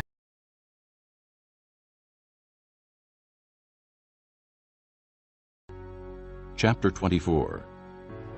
Abraham was now old and well advanced in years, and the Lord had blessed him in every way. He said to the chief servant in his household, the one in charge of all that he had, Put your hand under my thigh. I want you to swear by the Lord, the God of heaven and the God of earth, that you will not get a wife for my son from the daughters of the Canaanites, among whom I am living, but will go to my country and my own relatives and get a wife for my son Isaac. The servant asked him, What if the woman is unwilling to come back with me to this land? Shall I then take your son back to the country you came from? Make sure that you do not take my son back there. Abraham said, The Lord, the God of heaven, who brought me out of my father's household and my native land, and who spoke to me and promised me on oath, saying, To your offspring I will give this land. He will send his angel before you so that you can get a wife for my son from there. If the woman is unwilling to come back with you, then you will be released from this oath of mine. Only do not take my son back there. So the servant put his hand under the thigh of his master Abraham, and swore an oath to him concerning this matter. Then the servant took 10 of his master's camels and left, taking with him all kinds of good things from his master. He set out for Aram-Naharaim and made his way to the town of Nahor. He had the camels kneel down near the well outside the town. It was toward evening, the time the women go out to draw water. Then he prayed, O Lord, God of my master Abraham, give me success today, and show kindness to my master Abraham. See, I am standing beside the spring, and the daughters of the townspeople are coming out to draw water. May it be that when I say to a girl, Please let down your jar that I may have a drink, and she says, Drink, and I'll water your camels too. Let her be the one you have chosen for your servant Isaac. By this I will know that you have shown kindness to my master. Before he had finished praying, Rebekah came out with her jar on her shoulder. She was the daughter of Bethuel, son of Milcah, who was the wife of Abraham's brother Nahor. The girl was very beautiful, a virgin. No man had ever lain with her. She went down to the spring, filled her jar, and came up again. The servant hurried to meet her and said, Please give me a little water from your jar. Drink, my lord, she said, and quickly lowered the jar to her hands and gave him a drink. After she had given him a drink, she said, I'll draw water for your camels too, until they have finished drinking. So she quickly emptied her jar into the trough, ran back to the well to draw more water, and drew enough for all his camels. Without saying a word, the man watched her closely to learn whether or not the Lord had made his journey successful. When the camels had finished drinking, the man took out a gold nose ring weighing a beka and 2 gold bracelets weighing 10 shekels. Then he asked, Whose daughter are you? Please tell me, is there room in your father's house for us to spend the night? She answered him, I am the daughter of Bethuel, the son that Milcah bore to Nahor. And she added, We have plenty of straw and fodder, as well as room for you to spend the night. Then the man bowed down and worshipped the Lord, saying, Praise be to the Lord, the God of my master Abraham, who has not abandoned his kindness and faithfulness to my master. As for me, the Lord has led me on the journey to the house of my master's relatives. The girl ran and told her mother's household about these things. Now Rebekah had a brother named Laban, and he hurried out to the man at the spring. As soon as he had seen the nose ring and the bracelets on his sister's arms, and had heard Rebekah tell what the man said to her, he went out to the man and found him standing by the camels near the spring. "Come, you who are blessed by the Lord," he said. "Why are you standing out here? I have prepared the house and a place for the camels." So the man went to the house, and the camels were unloaded. Straw and fodder were brought for the camels, and water for him and his men to wash their feet. Then food was set before him. But he said, "I will not eat until I have told you what I have to say." "Then tell us," Laban said. So he said, "I am Abraham's servant. The Lord has blessed my master abundantly, and he has become wealthy. He has given him sheep and cattle, silver and gold, men servants and maidservants, and camels and donkeys. My master's wife Sarah has borne him a son in her old age, and he has given him everything he owns. And my master made me swear an oath and said, 'You must not get a wife for my son from the daughters of the Canaanites, in whose land I live, but go to my father's family and to my own clan and get a wife for my son.' Then I asked my master, 'What if the woman will not come back with me?' He replied, 'The Lord before whom I have walked will send his angel with you and make your journey a success, so that you can get a wife for my son from my own clan and from my father's family. Then, when you go to my clan, you will be released from my oath, even if they refuse to give her to you. You will be released from my oath.' When I came to the spring today, I said, 'O Lord God of my master Abraham, if you will, please grant success to the journey on which I have come. See, I am standing beside the spring. If a maiden comes out to draw water, and I say to her, "Please let me drink a little water from your jar," and if she says to me, "Drink, and I'll draw water for your camels too," let her be the one the Lord has chosen for my master's son." Before I finished praying in my heart, Rebekah came out with her jar on her shoulder. She went down to the spring and drew water, and I said to her, "Please, give me a drink." She quickly lowered her jar from her shoulder and said, "Drink, and I'll water your camels too." So I drank, and she watered the camels also. I asked her, "Whose daughter are you?" She said, "The daughter of Bethuel, son of Nahor, whom Milcah bore to him."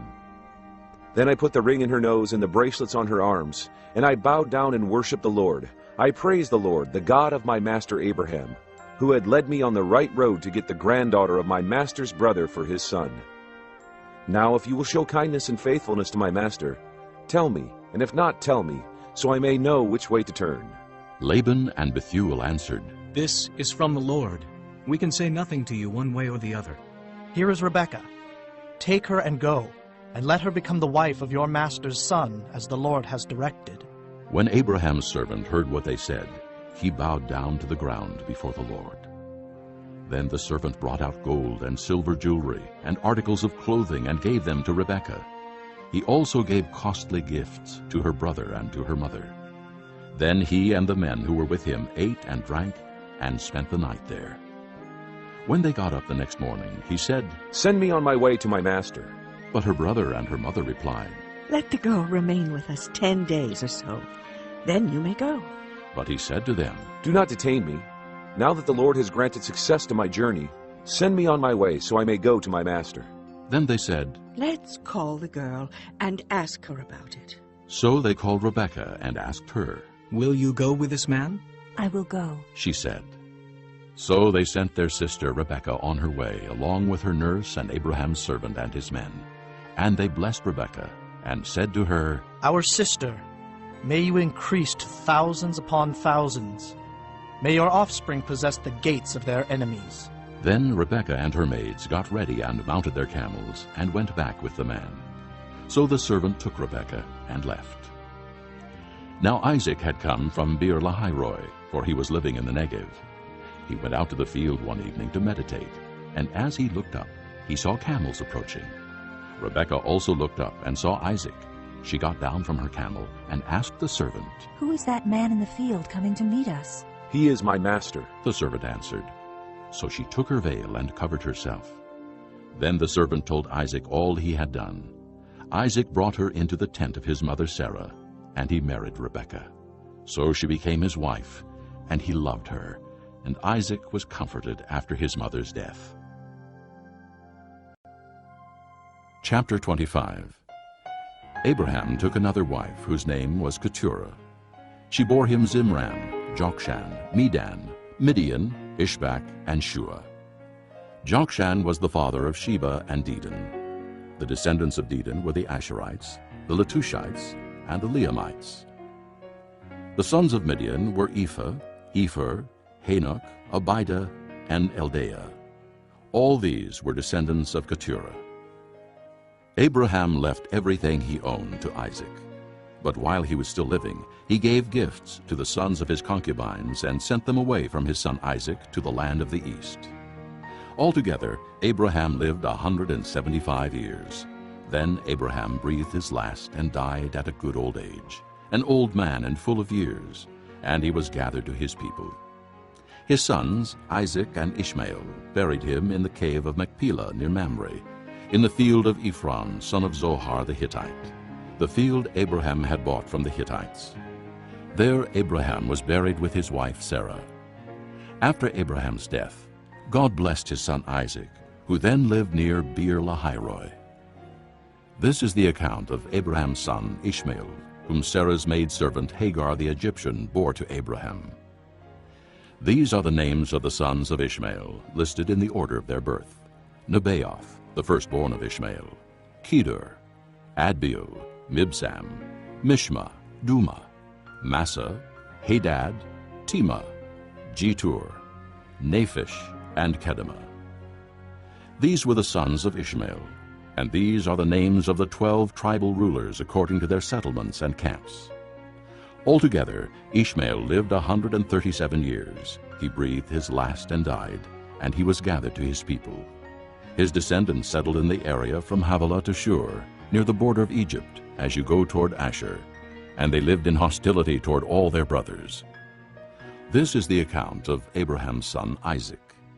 Abraham became the father of Isaac, and Isaac was 40 years old when he married Rebekah, daughter of Bethuel the Aramean, from Paddan Aram, the sister of Laban the Aramean. Isaac prayed to the Lord on behalf of his wife, because she was barren. The Lord answered his prayer, and his wife Rebekah became pregnant. The babies jostled each other within her, and she said, "Why is this happening to me?" So she went to inquire of the Lord.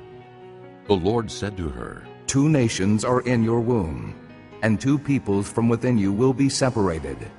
One people will be stronger than the other, and the older will serve the younger. When the time came for her to give birth, there were twin boys in her womb. The first to come out was red, and his whole body was like a hairy garment. So they named him Esau. After this, his brother came out with his hand grasping Esau's heel. So he was named Jacob. Isaac was 60 years old when Rebekah gave birth to them. The boys grew up, and Esau became a skillful hunter, a man of the open country, while Jacob was a quiet man, staying among the tents. Isaac, who had a taste for wild game, loved Esau, but Rebekah loved Jacob. Once when Jacob was cooking some stew, Esau came in from the open country, famished. He said to Jacob, "Quick, let me have some of that red stew. I'm famished." That is why he was also called Edom. Jacob replied, "First, sell me your birthright." "Look, I am about to die." Esau said, "What good is the birthright to me?"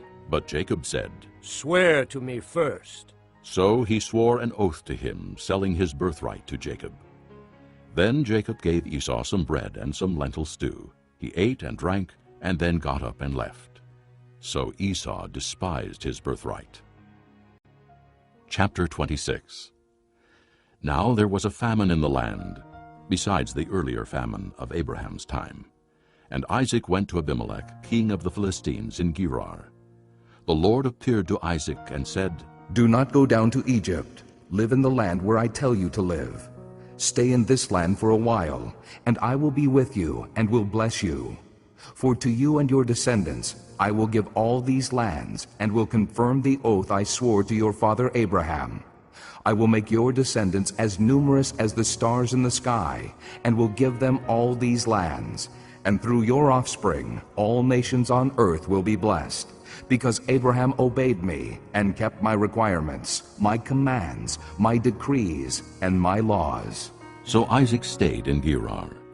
When the men of that place asked him about his wife, he said, "She is my sister." because he was afraid to say, "She is my wife." He thought, "The men of this place might kill me on account of Rebekah, because she is beautiful." When Isaac had been there a long time, Abimelech, king of the Philistines, looked down from a window and saw Isaac caressing his wife Rebekah. So Abimelech summoned Isaac and said, "She is really your wife. Why did you say she is my sister?" Isaac answered him, "Because I thought I might lose my life on account of her." Then Abimelech said, "What is this you have done to us? One of the men might well have slept with your wife, and you would have brought guilt upon us." So Abimelech gave orders to all the people, "Anyone who molests this man or his wife shall surely be put to death." Isaac planted crops in that land, and the same year reaped 100-fold, because the Lord blessed him. The man became rich, and his wealth continued to grow until he became very wealthy. He had so many flocks and herds and servants that the Philistines envied him. So all the wells that his father's servants had dug in the time of his father Abraham, the Philistines stopped up, filling them with earth. Then Abimelech said to Isaac, "Move away from us! You have become too powerful for us." So Isaac moved away from there and encamped in the valley of Gerar and settled there. Isaac reopened the wells that had been dug in the time of his father Abraham, which the Philistines had stopped up after Abraham died, and he gave them the same names his father had given them. Isaac's servants dug in the valley and discovered a well of fresh water there. But the herdsmen of Gerar quarreled with Isaac's herdsmen and said, "The water is ours." So he named the well Esek, because they disputed with him. Then they dug another well, but they quarreled over that one also. So he named it Sitnah. He moved on from there and dug another well, and no one quarreled over it. He named it Rehoboth, saying, "Now the Lord has given us room, and we will flourish in the land." From there he went up to Beersheba. That night the Lord appeared to him and said, "I am the God of your father Abraham. Do not be afraid, for I am with you. I will bless you, and will increase the number of your descendants for the sake of my servant Abraham." Isaac built an altar there and called on the name of the Lord. There he pitched his tent, and there his servants dug a well. Meanwhile, Abimelech had come to him from Gerar with Ahuzzath, his personal advisor, and Phicol, the commander of his forces. Isaac asked them, "Why have you come to me, since you were hostile to me and sent me away?" They answered, "We saw clearly that the Lord was with you. So we said, there ought to be a sworn agreement between us and you. Let us make a treaty with you that you will do us no harm, just as we did not molest you, but always treated you well and sent you away in peace. And now you are blessed by the Lord." Isaac then made a feast for them, and they ate and drank. Early the next morning the men swore an oath to each other. Then Isaac sent them on their way, and they left him in peace. That day Isaac's servants came and told him about the well they had dug. They said, "We've found water." He called it Shibah, and to this day the name of the town has been Beersheba. When Esau was 40 years old, he married Judith, daughter of Beeri the Hittite, and also Basemath, daughter of Elon the Hittite. They were a source of grief to Isaac and Rebekah. Chapter 27. When Isaac was old and his eyes were so weak that he could no longer see, he called for Esau his older son and said to him, "My son." "Here I am," he answered. Isaac said, "I am now an old man and don't know the day of my death. Now then, get your weapons, your quiver and bow, and go out to the open country to hunt some wild game for me. Prepare me the kind of tasty food I like and bring it to me to eat, so that I may give you my blessing before I die." Now Rebekah was listening as Isaac spoke to his son Esau. When Esau left for the open country to hunt game and bring it back, Rebekah said to her son Jacob, "Look, I overheard your father say to your brother Esau, 'Bring me some game and prepare me some tasty food to eat, so that I may give you my blessing in the presence of the Lord before I die.' Now, my son, listen carefully and do what I tell you. Go out to the flock and bring me 2 choice young goats, so I can prepare some tasty food for your father, just the way he likes it. Then take it to your father to eat, so that he may give you his blessing before he dies. Jacob said to Rebekah his mother, But my brother Esau is a hairy man, and I'm a man with smooth skin. What if my father touches me? I would appear to be tricking him and would bring down a curse on myself rather than a blessing. His mother said to him, My son, let the curse fall on me. Just do what I say. Go and get them for me. So he went and got them and brought them to his mother, and she prepared some tasty food, just the way his father liked it. Then Rebekah took the best clothes of Esau, her older son, which she had in the house, and put them on her younger son Jacob. She also covered his hands and the smooth part of his neck with the goat skins. Then she handed to her son Jacob the tasty food and the bread she had made. He went to his father and said, My father. Yes, my son. He answered. Who is it? Jacob said to his father, I am Esau, your firstborn. I have done as you told me. Please sit up and eat some of my game so that you may give me your blessing. Isaac asked his son, How did you find it so quickly, my son? The Lord your God gave me success, he replied. Then Isaac said to Jacob, Come near so I can touch you, my son, to know whether you really are my son Esau or not. Jacob went close to his father Isaac, who touched him and said, The voice is the voice of Jacob, but the hands are the hands of Esau. He did not recognize him, for his hands were hairy like those of his brother Esau. So he blessed him. Are you really my son, Esau? He asked. I am, he replied. Then he said, My son, bring me some of your game to eat so that I may give you my blessing. Jacob brought it to him, and he ate. And he brought some wine, and he drank. Then his father Isaac said to him, Come here, my son, and kiss me. So he went to him and kissed him. When Isaac caught the smell of his clothes, he blessed him and said, Ah, the smell of my son is like the smell of a field that the Lord has blessed. May God give you of heaven's dew and of earth's richness an abundance of grain and new wine. May nations serve you and peoples bow down to you. Be Lord over your brothers, and may the sons of your mother bow down to you. May those who curse you be cursed, and those who bless you be blessed. After Isaac finished blessing him, and Jacob had scarcely left his father's presence, his brother Esau came in from hunting. He too prepared some tasty food and brought it to his father. Then he said to him, My father, sit up and eat some of my game, so that you may give me your blessing. His father Isaac asked him, Who are you? I am your son, he answered, your firstborn, Esau. Isaac trembled violently and said, Who was it, then, that hunted game and brought it to me? I ate it just before you came, and I blessed him, and indeed he will be blessed. When Esau heard his father's words, he burst out with a loud and bitter cry and said to his father, Bless me! Me too, my father! But he said, Your brother came deceitfully and took your blessing. Esau said, Isn't he rightly named Jacob? He has deceived me these 2 times. He took my birthright, and now he's taken my blessing. Then he asked, Haven't you reserved any blessing for me? Isaac answered Esau, I have made him lord over you, and have made all his relatives his servants. And I have sustained him with grain and new wine. So what can I possibly do for you, my son?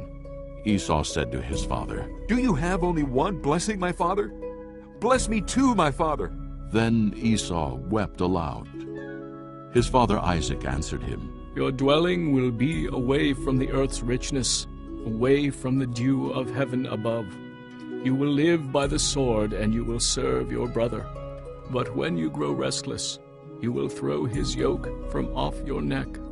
Esau held a grudge against Jacob because of the blessing his father had given him. He said to himself, The days of mourning for my father are near. Then I will kill my brother Jacob. When Rebekah was told what her older son Esau had said, she sent for her younger son Jacob and said to him, Your brother Esau is consoling himself with the thought of killing you. Now then, my son, do what I say. Flee at once to my brother Laban in Haran.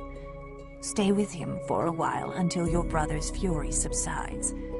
when your brother is no longer angry with you and forgets what you did to him, I'll send word for you to come back from there.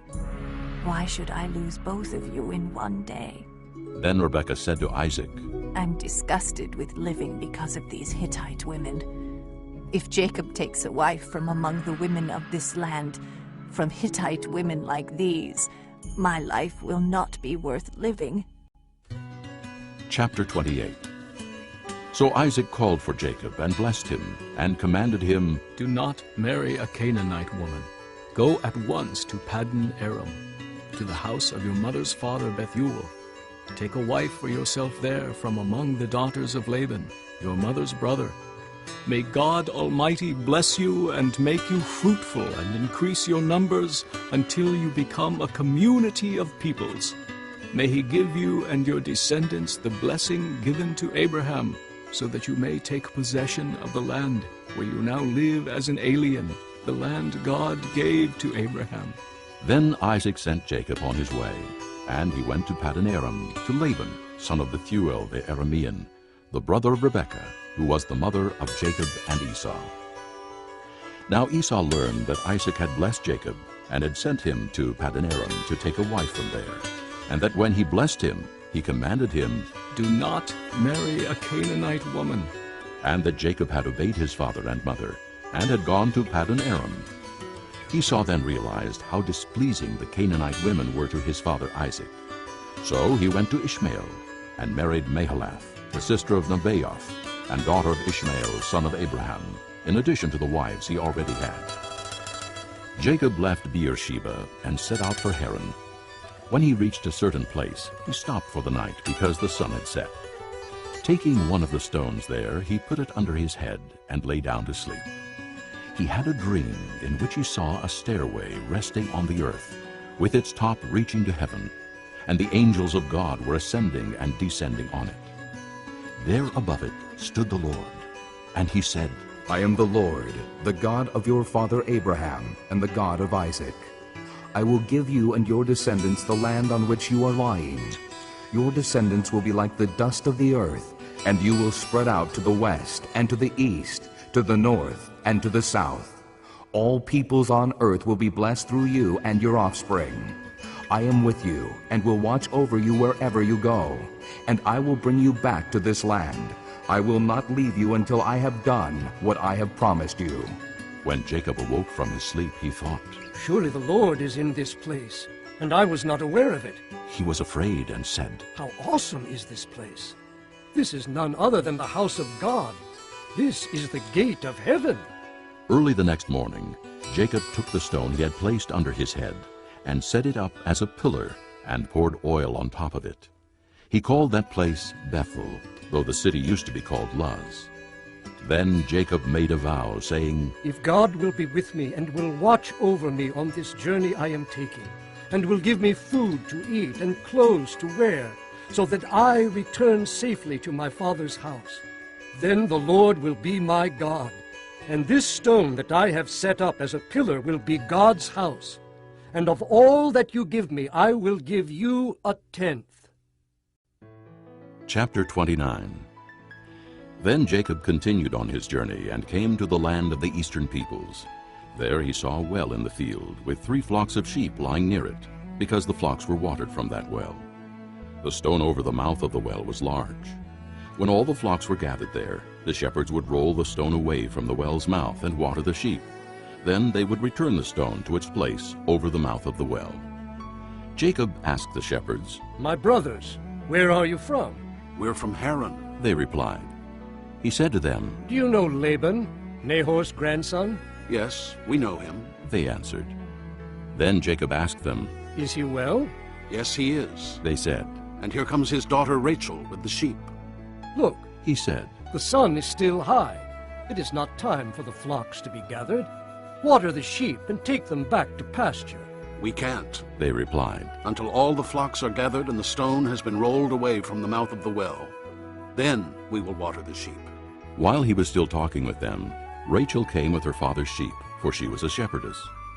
When Jacob saw Rachel, daughter of Laban, his mother's brother, and Laban's sheep, he went over and rolled the stone away from the mouth of the well and watered his uncle's sheep, Then Jacob kissed Rachel and began to weep aloud. He had told Rachel that he was a relative of her father and a son of Rebekah.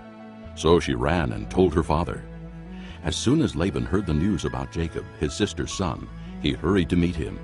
He embraced him and kissed him and brought him to his home.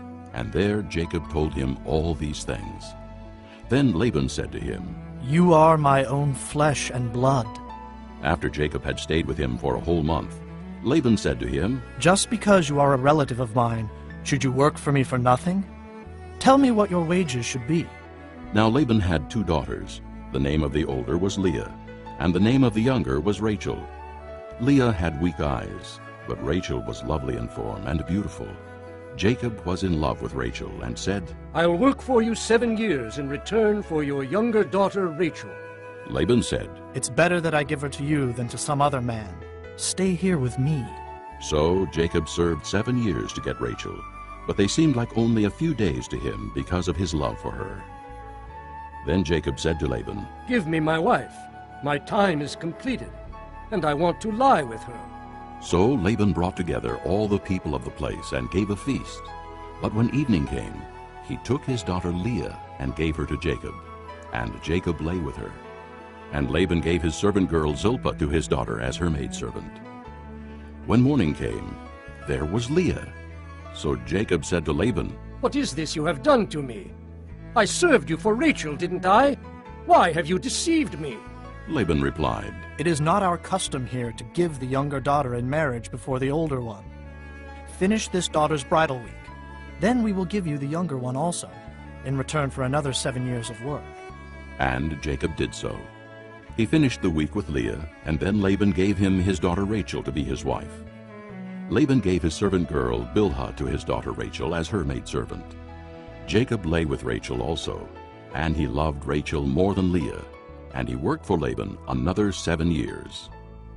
When the Lord saw that Leah was not loved, he opened her womb, but Rachel was barren. Leah became pregnant and gave birth to a son. She named him Reuben, for she said, "It is because the Lord has seen my misery. Surely my husband will love me now."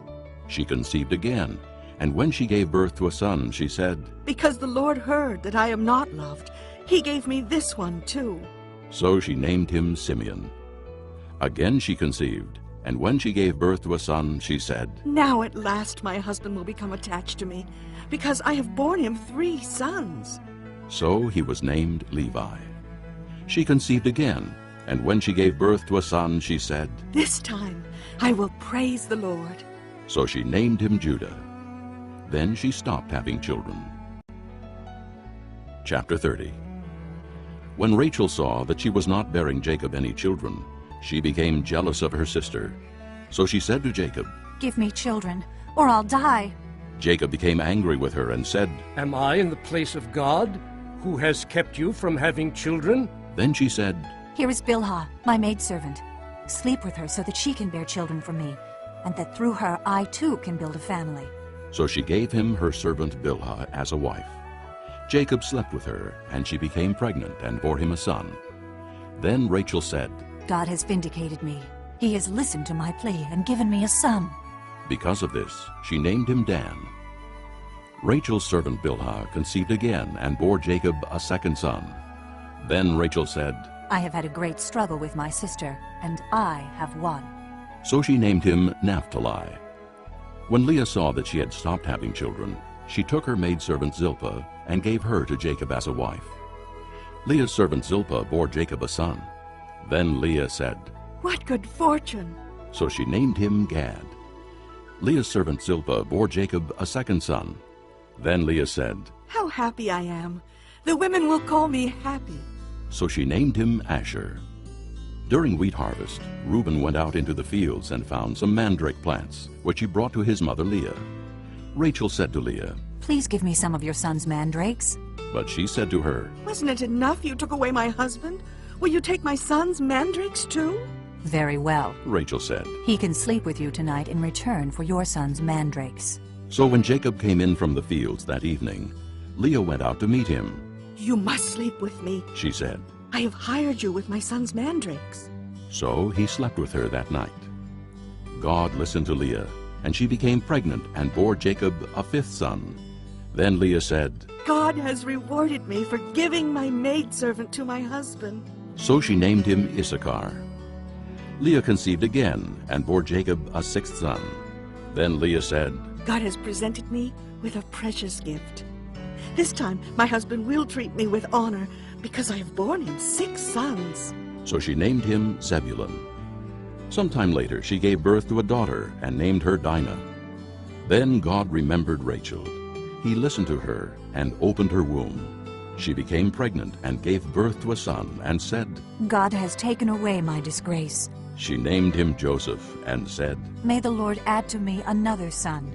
After Rachel gave birth to Joseph, Jacob said to Laban, Send me on my way so I can go back to my own homeland. Give me my wives and children for whom I have served you, and I will be on my way.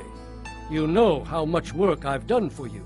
But Laban said to him, If I have found favor in your eyes, please stay. I have learned by divination that the Lord has blessed me because of you. He added, Name your wages, and I will pay them. Jacob said to him, You know how I have worked for you, and how your livestock has fared under my care. The little you had before I came has increased greatly, and the Lord has blessed you wherever I have been. But now, when may I do something for my own household? What shall I give you? He asked. Don't give me anything, Jacob replied. But if you will do this one thing for me, I will go on tending your flocks and watching over them. Let me go through all your flocks today, and remove from them every speckled or spotted sheep, every dark-colored lamb, and every spotted or speckled goat. They will be my wages, and my honesty will testify for me in the future whenever you check on the wages you have paid me. Any goat in my possession that is not speckled or spotted, or any lamb that is not dark-colored, will be considered stolen. Agreed, said Laban. Let it be as you have said. That same day he removed all the male goats that were streaked or spotted, and all the speckled or spotted female goats, all that had white on them, and all the dark-colored lambs, and he placed them in the care of his sons. Then he put a 3-day journey between himself and Jacob, while Jacob continued to tend the rest of Laban's flocks. Jacob, however, took fresh-cut branches from poplar, almond, and plane trees, and made white stripes on them by peeling the bark and exposing the white inner wood of the branches. Then he placed the peeled branches in all the watering troughs, so that they would be directly in front of the flocks when they came to drink. When the flocks were in heat and came to drink, they mated in front of the branches, and they bore young that were streaked or speckled or spotted. Jacob set apart the young of the flock by themselves, but made the rest face the streaked and dark-colored animals that belonged to Laban. Thus he made separate flocks for himself, and did not put them with Laban's animals. Whenever the stronger females were in heat, Jacob would place the branches in the troughs in front of the animals, so they would mate near the branches. But if the animals were weak, he would not place them there. So the weak animals went to Laban, and the strong ones to Jacob. In this way the man grew exceedingly prosperous, and came to own large flocks, and maidservants, and men-servants, and camels, and donkeys.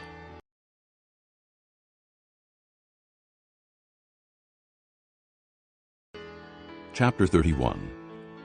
Jacob heard that Laban's sons were saying, Jacob has taken everything our father owned and has gained all this wealth from what belonged to our father. And Jacob noticed that Laban's attitude toward him was not what it had been. Then the Lord said to Jacob, Go back to the land of your fathers, and to your relatives, and I will be with you. So Jacob sent word to Rachel and Leah to come out to the fields where his flocks were. He said to them, I see that your father's attitude towards me is not what it was before. But the God of my father has been with me. You know that I've worked for your father with all my strength. Yet your father has cheated me by changing my wages 10 times. However, God has not allowed him to harm me. If he said, The speckled ones will be your wages, then all the flocks gave birth to speckled young. And if he said, The streaked ones will be your wages, then all the flocks bore streaked young. So God has taken away your father's livestock, and has given them to me. In breeding season I once had a dream in which I looked up and saw that the male goats mating with the flock were streaked, speckled, or spotted. The angel of God said to me in a dream, 'Jacob.' I answered, 'Here I am.' And he said, 'Look up and see that all the male goats mating with the flock are streaked, speckled, or spotted. For I have seen all that Laban has been doing to you.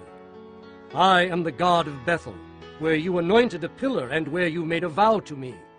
Now leave this land at once and go back to your native land.'" Then Rachel and Leah replied, "Do we still have any share in the inheritance of our father's estate? Does he not regard us as foreigners? Not only has he sold us, but he has used up what was paid for us.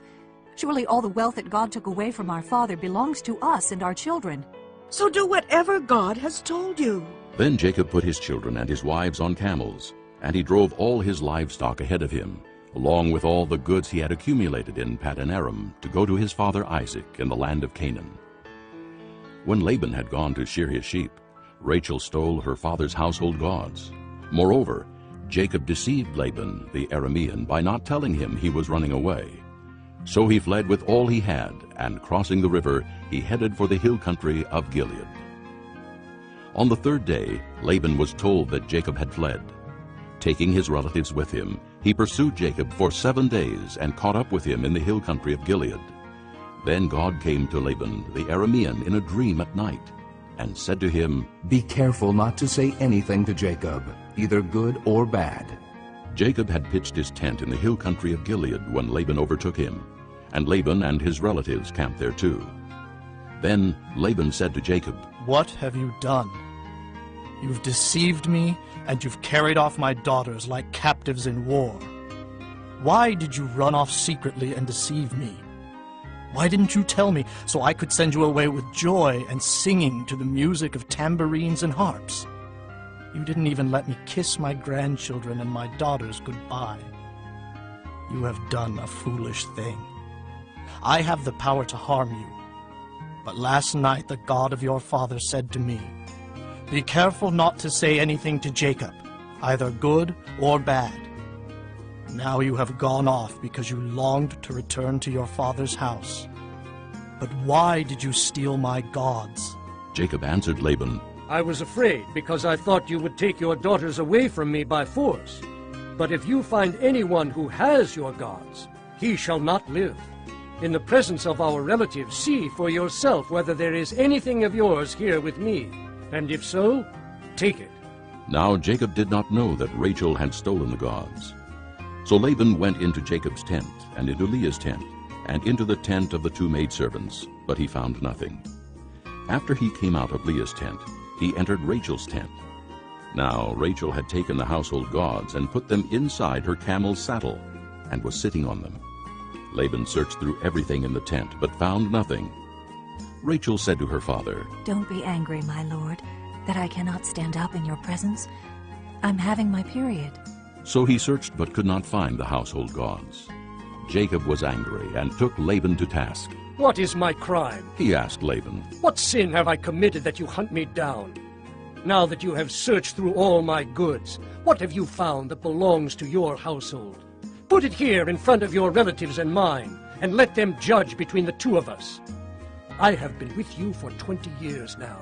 Your sheep and goats have not miscarried, nor have I eaten rams from your flocks.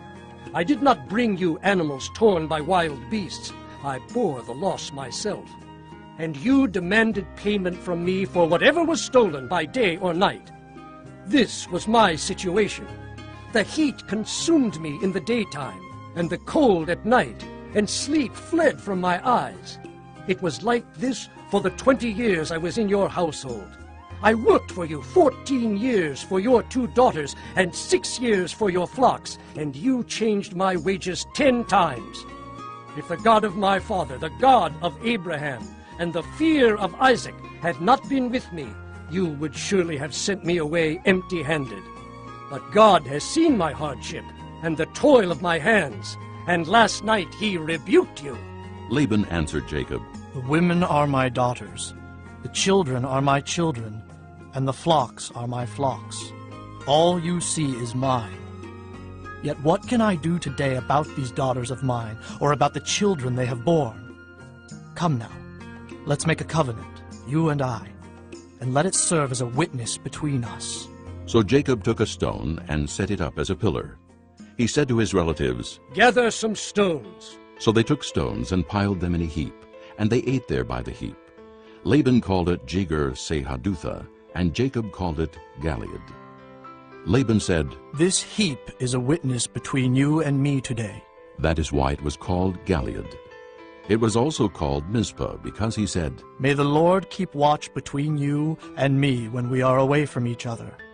If you mistreat my daughters, or if you take any wives besides my daughters, even though no one is with us, remember that God is a witness between you and me."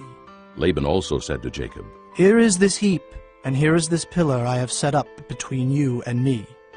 This heap is a witness, and this pillar is a witness, that I will not go past this heap to your side to harm you, and that you will not go past this heap and pillar to my side to harm me. May the God of Abraham and the God of Nahor, the God of their father, judge between us." So Jacob took an oath in the name of the fear of his father Isaac. He offered a sacrifice there in the hill country and invited his relatives to a meal. After they had eaten, they spent the night there. Early the next morning, Laban kissed his grandchildren and his daughters and blessed them. Then he left and returned home. Chapter 32. Jacob also went on his way, and the angels of God met him. When Jacob saw them, he said, "This is the camp of God." So he named that place Mahanaim. Jacob sent messengers ahead of him to his brother Esau in the land of Seir, the country of Edom. He instructed them, "This is what you are to say to my master Esau. Your servant Jacob says, I have been staying with Laban and have remained there till now. I have cattle and donkeys, sheep and goats, men servants and maid servants. Now I am sending this message to my lord, that I may find favor in your eyes." When the messengers returned to Jacob, they said, "We went to your brother Esau, and now he is coming to meet you, and 400 men are with him." In great fear and distress, Jacob divided the people who were with him into two groups, and the flocks and herds and camels as well. He thought, "If Esau comes and attacks one group, the group that is left may escape." Then Jacob prayed, "O God of my father Abraham, God of my father Isaac, O Lord, who said to me, Go back to your country and your relatives, and I will make you prosper. I am unworthy of all the kindness and faithfulness you have shown your servant. I had only my staff when I crossed this Jordan, but now I have become two groups. Save me, I pray, from the hand of my brother Esau, for I am afraid he will come and attack me, and also the mothers with their children. But you have said, I will surely make you prosper, and will make your descendants like the sand of the sea, which cannot be counted." He spent the night there, and from what he had with him he selected a gift for his brother Esau, 200 female goats and 20 male goats, 200 ewes and 20 rams, 30 female camels with their young, 40 cows and 10 bulls, and 20 female donkeys and 10 male donkeys. He put them in the care of his servants, each herd by itself, and said to his servants, "Go ahead of me, and keep some space between the herds." He instructed the one in the lead, "When my brother Esau meets you and asks, 'To whom do you belong, and where are you going, and who owns all these animals in front of you?' then you are to say, 'They belong to your servant Jacob. They are a gift sent to my lord Esau, and he is coming behind us.'" He also instructed the second, the third, and all the others who followed the herds. "You are to say the same thing to Esau when you meet him, and be sure to say, 'Your servant Jacob is coming behind us.'" For he thought, "I will pacify him with these gifts I am sending on ahead. Later, when I see him, perhaps he will receive me." So Jacob's gifts went on ahead of him, but he himself spent the night in the camp. That night Jacob got up and took his 2 wives, his 2 maidservants, and his 11 sons, and crossed the ford of the Jabbok. After he had sent them across the stream, he sent over all his possessions. So Jacob was left alone, and a man wrestled with him till daybreak. When the man saw that he could not overpower him, he touched the socket of Jacob's hip, so that his hip was wrenched as he wrestled with the man. Then the man said, "Let me go, for it is daybreak." But Jacob replied, "I will not let go unless you bless me." The man asked him, "What is your name?" "Jacob," he answered. Then the man said, "Your name will no longer be Jacob, but Israel, because you have struggled with God and with men and have overcome." Jacob said, "Please tell me your name." But he replied, "Why do you ask my name?" Then he blessed him there. So Jacob called the place Peniel, saying, "It is because I saw God face to face, and yet my life was spared." The sun rose above him as he passed Peniel, and he was limping because of his hip. Therefore to this day the Israelites do not eat the tendon attached to the socket of the hip, because the socket of Jacob's hip was touched near the tendon. Chapter 33.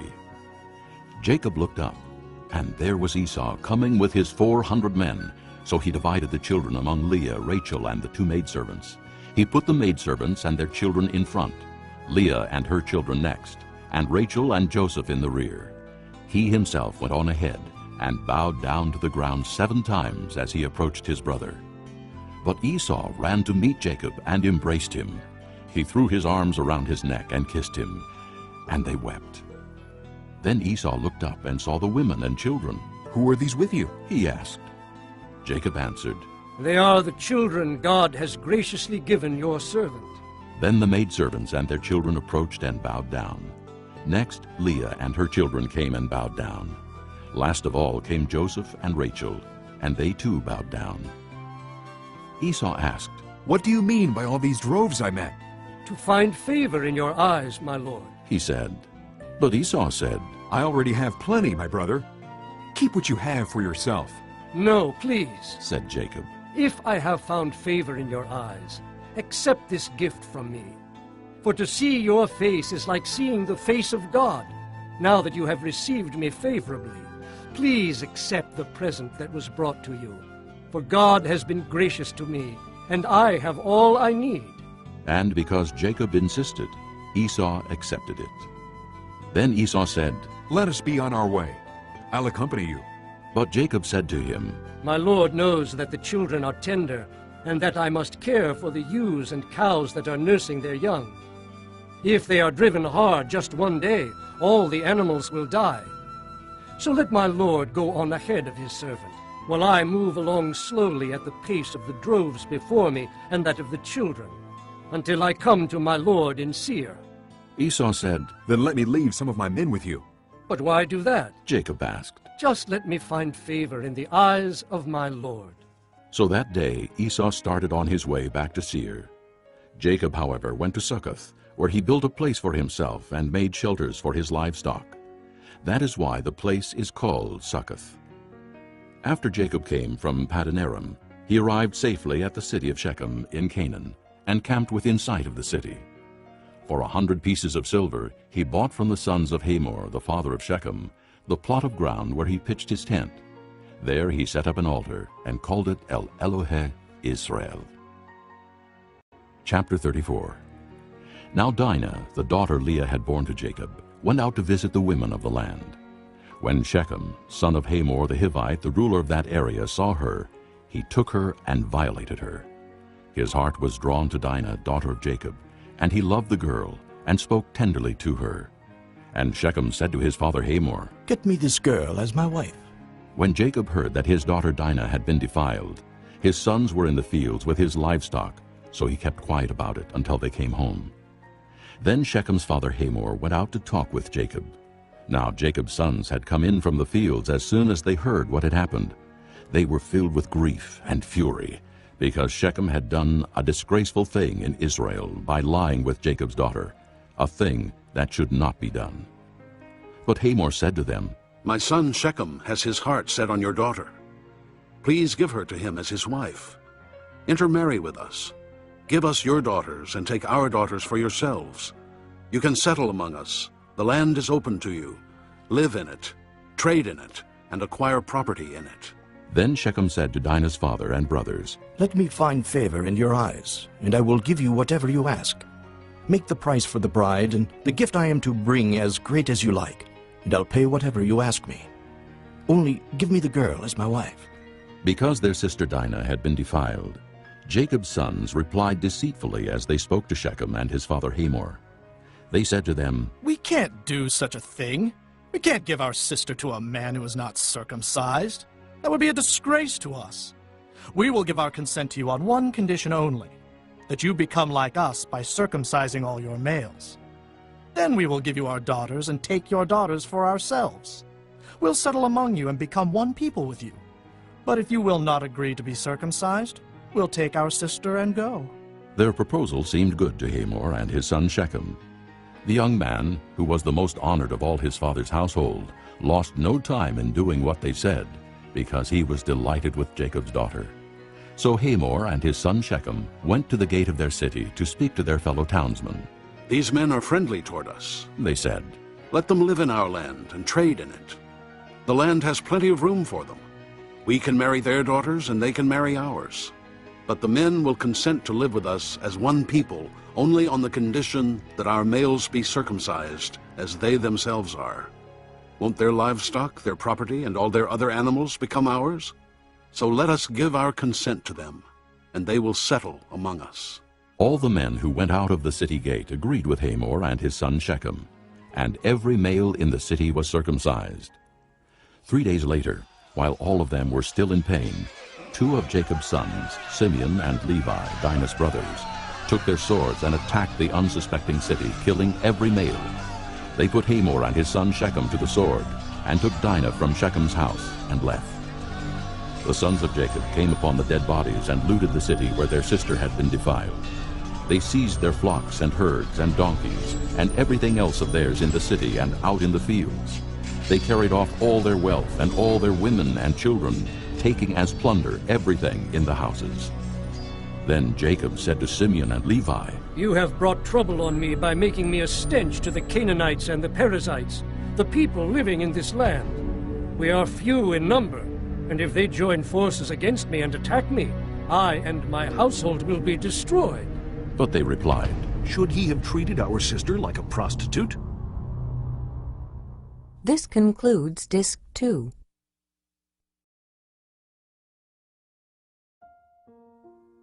Chapter 35. Then God said to Jacob, "Go up to Bethel and settle there, and build an altar there to God, who appeared to you when you were fleeing from your brother Esau." So Jacob said to his household and to all who were with him, "Get rid of the foreign gods you have with you, and purify yourselves and change your clothes. Then come, let us go up to Bethel, where I will build an altar to God, who answered me in the day of my distress, and who has been with me wherever I have gone." So they gave Jacob all the foreign gods they had and the rings in their ears, and Jacob buried them under the oak at Shechem. Then they set out, and the terror of God fell upon the towns all around them, so that no one pursued them. Jacob and all the people with him came to Luz, that is Bethel, in the land of Canaan. There he built an altar, and he called the place El Bethel, because it was there that God revealed himself to him when he was fleeing from his brother. Now Deborah, Rebekah's nurse, died, and was buried under the oak below Bethel. So it was named Allon-Bacuth. After Jacob returned from Paddan Aram, God appeared to him again and blessed him. God said to him, "Your name is Jacob, but you will no longer be called Jacob. Your name will be Israel." So he named him Israel. And God said to him, "I am God Almighty. Be fruitful and increase in number. A nation and a community of nations will come from you, and kings will come from your body. The land I gave to Abraham and Isaac I also give to you, and I will give this land to your descendants after you." Then God went up from him at the place where he had talked with him. Jacob set up a stone pillar at the place where God had talked with him, and he poured out a drink offering on it. He also poured oil on it. Jacob called the place where God had talked with him Bethel. Then they moved on from Bethel. While they were still some distance from Ephrath, Rachel began to give birth and had great difficulty.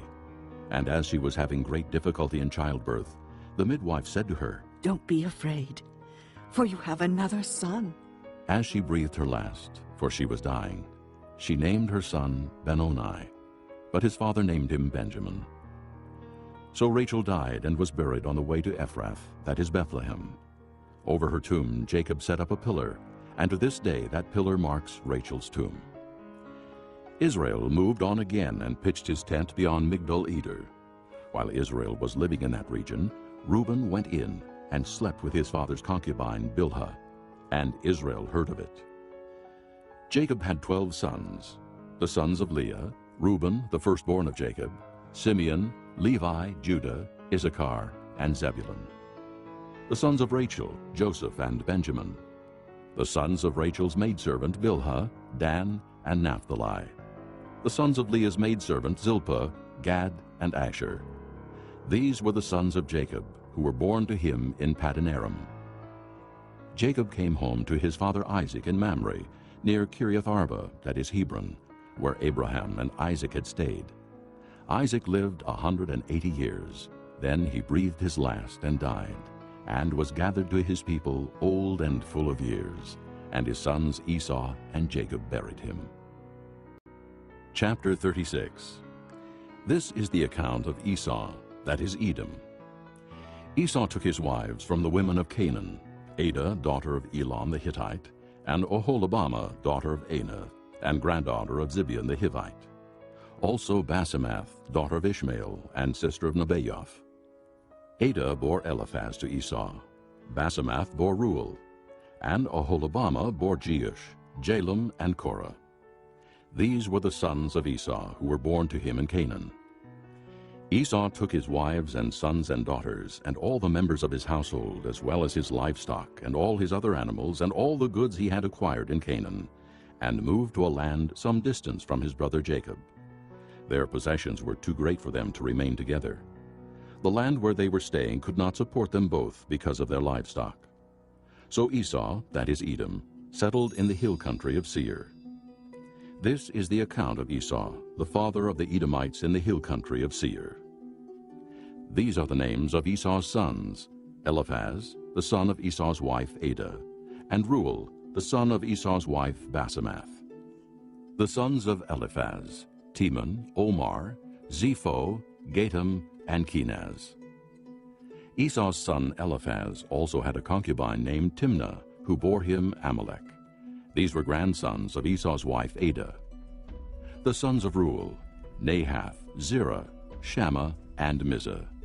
These were grandsons of Esau's wife Basemath. The sons of Esau's wife Oholibamah, daughter of Anah, and granddaughter of Zibeon, whom she bore to Esau: Jeush, Jalem, and Korah. These were the chiefs among Esau's descendants, the sons of Eliphaz, the firstborn of Esau: chiefs Teman, Omar, Zepho, Kenaz, Korah, Gatam, and Amalek. These were the chiefs descended from Eliphaz in Edom. They were grandsons of Adah. The sons of Esau's son Reuel: chiefs Nahath, Zerah, Shammah, and Mizah. These were the chiefs descended from Reuel in Edom. They were grandsons of Esau's wife Basemath. The sons of Esau's wife Oholibamah: chiefs Jeush, Jalem, and Korah. These were the chiefs descended from Esau's wife Oholibamah, daughter of Anah. These were the sons of Esau, that is Edom, and these were their chiefs. These were the sons of Seir the Horite, who were living in the region: Lotan, Shobal, Zibeon, Anah, Dishon, Ezer, and Dishan. These sons of Seir in Edom were Horite chiefs. The sons of Lotan: Hori and Homam. Timnah was Lotan's sister. The sons of Shobal: Alvan, Manahath, Ebal, Shepho, and Onam. The sons of Zibeon: Aya and Anah. This is the Anah who discovered the hot springs in the desert while he was grazing the donkeys of his father Zibeon. The children of Anah: Dishon and Oholibamah, daughter of Anah. The sons of Dishon: Hemdan, Eshban, Ithran, and Kiran. The sons of Ezer: Bilhan, Zeavan, and Achan. The sons of Dishan: Uz and Aran. These were the Horite chiefs: Lotan, Shobal, Zibeon, Anah, Dishon, Ezer, and Dishan. These were the Horite chiefs, according to their divisions in the land of Seir. These were the kings who reigned in Edom before any Israelite king reigned. Bela, son of Beor, became king of Edom. His city was named Dinhabah. When Bela died, Jobab, son of Zerah from Bozrah, succeeded him as king. When Jobab died, Husham from the land of the Temanites succeeded him as king. When Husham died, Hadad, son of Bedad, who defeated Midian in the country of Moab, succeeded him as king. His city was named Avith. When Hadad died, Samlah from Masrekah succeeded him as king. When Samlah died, Shaul from Rehoboth on the river succeeded him as king. When Shaul died, Baal-Hanan, son of Akbor, succeeded him as king. When Baal-Hanan, son of Akbor, died, Hadad succeeded him as king. His city was named Pau, and his wife's name was Mehetabel, daughter of Matred, the daughter of Mezahab. These were the chiefs descended from Esau by name, according to their clans and regions: Timnah, Alva, Jetheth, Oholibamah, Elah, Pinan, Kenaz, Teman, Mibzar, Magdiel, and Iram. These were the chiefs of Edom, according to their settlements in the land they occupied. This was Esau, the father of the Edomites. Chapter 37. Jacob lived in the land where his father had stayed, the land of Canaan. This is the account of Jacob. Joseph, a young man of 17, was tending the flocks with his brothers, the sons of Bilhah and the sons of Zilpah, his father's wives, and he brought their father a bad report about them. Now Israel loved Joseph more than any of his other sons, because he had been born to him in his old age, and he made a richly ornamented robe for him. When his brothers saw that their father loved him more than any of them, they hated him and could not speak a kind word to him. Joseph had a dream, and when he told it to his brothers, they hated him all the more. He said to them, "Listen to this dream I had. We were binding sheaves of grain out in the field, when suddenly my sheaf rose and stood upright, while your sheaves gathered around mine and bowed down to it." His brothers said to him, "Do you intend to reign over us? Will you actually rule us?" And they hated him all the more because of his dream and what he had said. Then he had another dream, and he told it to his brothers. "Listen," he said, "I had another dream, and this time the sun and moon and 11 stars were bowing down to me." When he told his father as well as his brothers, his father rebuked him and said, "What is this dream you had? Will your mother and I and your brothers actually come and bow down to the ground before you?" His brothers were jealous of him, but his father kept the matter in mind. Now his brothers had gone to graze their father's flocks near Shechem, and Israel said to Joseph, "As you know, your brothers are grazing the flocks near Shechem. Come, I am going to send you to them." "Very well," he replied. So he said to him, "Go and see if all is well with your brothers and with the flocks, and bring word back to me." Then he sent him off from the valley of Hebron. When Joseph arrived at Shechem, a man found him wandering around in the fields and asked him, "What are you looking for?" He replied, "I'm looking for my brothers. Can you tell me where they are grazing their flocks?" "They have moved on from here." The man answered, "I heard them say, 'Let's go to Dothan.'" So Joseph went after his brothers and found them near Dothan. But they saw him in the distance, and before he reached them, they plotted to kill him. "Here comes that dreamer," they said to each other. "Come now, let's kill him and throw him into one of these cisterns and say that a ferocious animal devoured him. Then we'll see what comes of his dreams." When Reuben heard this, he tried to rescue him from their hands. "Let's not take his life," he said. "Don't shed any blood. Throw him into this cistern here in the desert, but don't lay a hand on him." Reuben said this to rescue him from them and take him back to his father.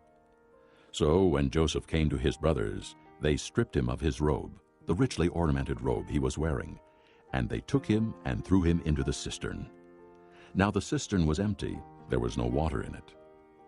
As they sat down to eat their meal, they looked up and saw a caravan of Ishmaelites coming from Gilead.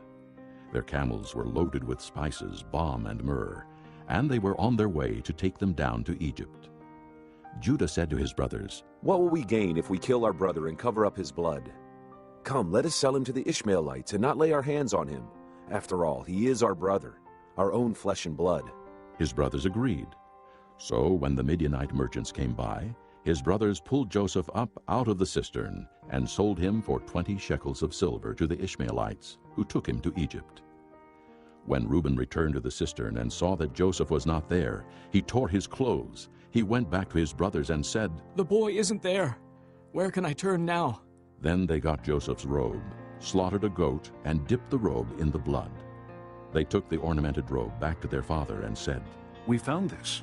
Examine it to see whether it's your son's robe." He recognized it and said, "It is my son's robe.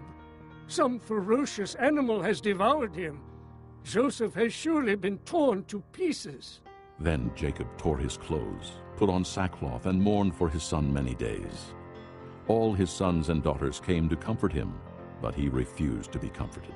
"No," he said, "in mourning will I go down to the grave to my son." So his father wept for him. Meanwhile, the Midianites sold Joseph in Egypt to Potiphar, one of Pharaoh's officials, the captain of the guard. Chapter 38. At that time, Judah left his brothers and went down to stay with a man of Adullam named Hira. There Judah met the daughter of a Canaanite man named Shua. He married her and lay with her. She became pregnant and gave birth to a son, who was named She conceived again and gave birth to a son and named him Onan. She gave birth to still another son and named him Shelah. It was at Chezib that she gave birth to him. Judah got a wife for his firstborn, and her name was Tamar. But Judah's firstborn, was wicked in the Lord's sight, so the Lord put him to death. Then Judah said to Onan, "Lie with your brother's wife and fulfill your duty to her as a brother-in-law, to produce offspring for your brother." But Onan knew that the offspring would not be his. So whenever he lay with his brother's wife, he spilled his semen on the ground to keep it from producing offspring for his brother. What he did was wicked in the Lord's sight, so he put him to death also. Judah then said to his daughter-in-law Tamar, "Live as a widow in your father's house until my son Shelah grows up." For he thought, "He may die too, just like his brothers." So Tamar went to live in her father's house. After a long time, Judah's wife, the daughter of Shua, died. When Judah had recovered from his grief, he went up to Timnah to the men who were shearing his sheep, and his friend Hira the Adullamite went with him. When Tamar was told, "Your father-in-law is on his way to Timnah to shear his sheep," she took off her widow's clothes, covered herself with a veil to disguise herself, and then sat down at the entrance to Enaim, which is on the road to Timnah. For she saw that though Shelah had now grown up, she had not been given to him as his wife. When Judah saw her, he thought she was a prostitute, for she had covered her face. Not realizing that she was his daughter-in-law, he went over to her by the roadside and said, "Come now, let me sleep with you." "And what will you give me to sleep with you?" she asked. "I'll send you a young goat from my flock," he said. "Will you give me something as a pledge until you send it?" she asked. He said, "What pledge should I give you?" "Your seal and its cord, and the staff in your hand," she answered. So he gave them to her, and slept with her, and she became pregnant by him. After she left, she took off her veil and put on her widow's clothes again.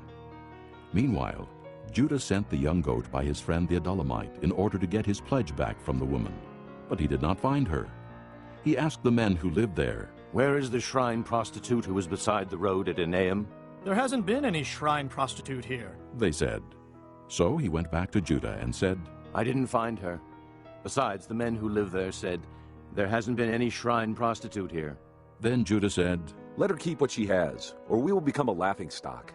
After all, I did send her this young goat, but you didn't find her." About 3 months later, Judah was told, "Your daughter-in-law Tamar is guilty of prostitution, and as a result, she is now pregnant."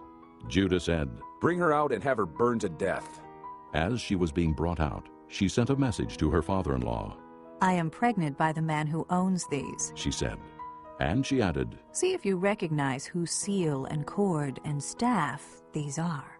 Judah recognized them and said, "She is more righteous than I, since I wouldn't give her to my son Shelah." And he did not sleep with her again. When the time came for her to give birth, there were twin boys in her womb. As she was giving birth, one of them put out his hand. So the midwife took a scarlet thread and tied it on his wrist, and said, "This one came out first." But when he drew back his hand, his brother came out, and she said, "So, this is how you have broken out." And he was named Perez. Then his brother, who had the scarlet thread on his wrist, came out, and he was given the name Zerah. Chapter 39. Now Joseph had been taken down to Egypt. Potiphar, an Egyptian who was one of Pharaoh's officials, the captain of the guard, bought him from the Ishmaelites who had taken him there. The Lord was with Joseph, and he prospered, and he lived in the house of his Egyptian master. When his master saw that the Lord was with him, and that the Lord gave him success in everything he did, Joseph found favor in his eyes, and became his attendant. Potiphar put him in charge of his household, and he entrusted to his care everything he owned. From the time he put him in charge of his household and of all that he owned, the Lord blessed the household of the Egyptian because of Joseph. The blessing of the Lord was on everything Potiphar had, both in the house and in the field. So he left in Joseph's care everything he had. With Joseph in charge, he did not concern himself with anything except the food he ate. Now Joseph was well built and handsome, and after a while his master's wife took notice of Joseph and said, "Come to bed with me." But he refused. "With me in charge," he told her, "my master does not concern himself with anything in the house. Everything he owns he has entrusted to my care. No one is greater in this house than I am. My master has withheld nothing from me except you, because you are his wife. How then could I do such a wicked thing and sin against God?" And though she spoke to Joseph day after day, he refused to go to bed with her or even be with her. One day he went into the house to attend to his duties, and none of the household servants was inside. She caught him by his cloak and said, "Come to bed with me." But he left his cloak in her hand and ran out of the house. When she saw that he had left his cloak in her hand and had run out of the house, she called her household servants. "Look," she said to them, "this Hebrew has been brought to us to make sport of us. He came in here to sleep with me, but I screamed. When he heard me scream for help, he left his cloak beside me and ran out of the house." She kept his cloak beside her until his master came home. Then she told him this story. "That Hebrew slave you brought us came to me to make sport of me, but as soon as I screamed for help, he left his cloak beside me and ran out of the house." When his master heard the story his wife told him, saying, "This is how your slave treated me," he burned with anger. Joseph's master took him and put him in prison, the place where the king's prisoners were confined. But while Joseph was there in the prison, the Lord was with him. He showed him kindness and granted him favor in the eyes of the prison warden. So the warden put Joseph in charge of all those held in the prison, and he was made responsible for all that was done there. The warden paid no attention to anything under Joseph's care, because the Lord was with Joseph and gave him success in whatever he did. Chapter 40. Sometime later, the cupbearer and the baker of the king of Egypt offended their master, the king of Egypt. Pharaoh was angry with his two officials, the chief cupbearer and the chief baker, and put them in custody in the house of the captain of the guard, in the same prison where Joseph was confined. The captain of the guard assigned them to Joseph, and he attended them. After they had been in custody for some time, each of the two men, the cupbearer and the baker of the king of Egypt, who were being held in prison, had a dream the same night, and each dream had a meaning of its own. When Joseph came to them the next morning, he saw that they were dejected. So he asked Pharaoh's officials who were in custody with him in his master's house, "Why are your faces so sad today?" "We both had dreams," they answered, "but there is no one to interpret them." Then Joseph said to them, "Do not interpretations belong to God? Tell me your dreams." So the chief cupbearer told Joseph his dream. He said to him, "In my dream I saw a vine in front of me, and on the vine were 3 branches. As soon as it budded, it blossomed, and its clusters ripened into grapes. Pharaoh's cup was in my hand, and I took the grapes, squeezed them into Pharaoh's cup, and put the cup in his hand." "This is what it means," Joseph said to him. "The 3 branches are 3 days. Within 3 days, Pharaoh will lift up your head and restore you to your position. And you will put Pharaoh's cup in his hand, just as you used to do when you were his cupbearer. But when all goes well with you, remember me and show me kindness. Mention me to Pharaoh, and get me out of this prison. For I was forcibly carried off from the land of the Hebrews, and even here I have done nothing to deserve being put in a dungeon." When the chief baker saw that Joseph had given a favorable interpretation, he said to Joseph, "I too had a dream. On my head were 3 baskets of bread. In the top basket were all kinds of baked goods for Pharaoh, but the birds were eating them out of the basket on my head." "This is what it means," Joseph said. "The 3 baskets are 3 days.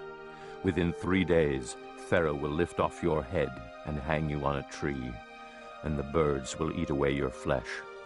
Now the 3rd day was Pharaoh's birthday, and he gave a feast for all his officials.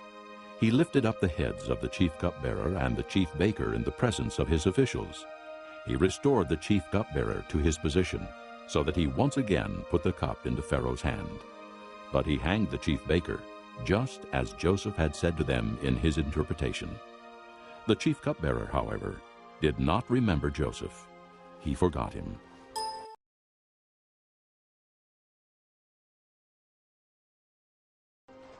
Chapter 41. When 2 full years had passed, Pharaoh had a dream. He was standing by the Nile when out of the river there came up 7 cows, sleek and fat, and they grazed among the reeds. After them 7 other cows, ugly and gaunt, came up out of the Nile and stood beside those on the river bank. And the cows that were ugly and gaunt ate up the 7 sleek fat cows. Then Pharaoh woke up. He fell asleep again and had a second dream. 7 heads of grain, healthy and good, were growing on a single stalk. After them 7 other heads of grain sprouted, thin and scorched by the east wind. The thin heads of grain swallowed up the 7 healthy full heads. Then Pharaoh woke up. It had been a dream. In the morning his mind was troubled, so he sent for all the magicians and wise men of Egypt. Pharaoh told them his dreams, but no one could interpret them for him. Then the chief cupbearer said to Pharaoh, "Today I am reminded of my shortcomings. Pharaoh was once angry with his servants, and he imprisoned me and the chief baker in the house of the captain of the guard. Each of us had a dream the same night, and each dream had a meaning of its own. Now a young Hebrew was there with us, a servant of the captain of the guard. We told him our dreams, and he interpreted them for us, giving each man the interpretation of his dream. And things turned out exactly as he interpreted them to us.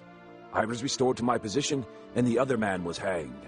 So Pharaoh sent for Joseph, and he was quickly brought from the dungeon. When he had shaved and changed his clothes, he came before Pharaoh.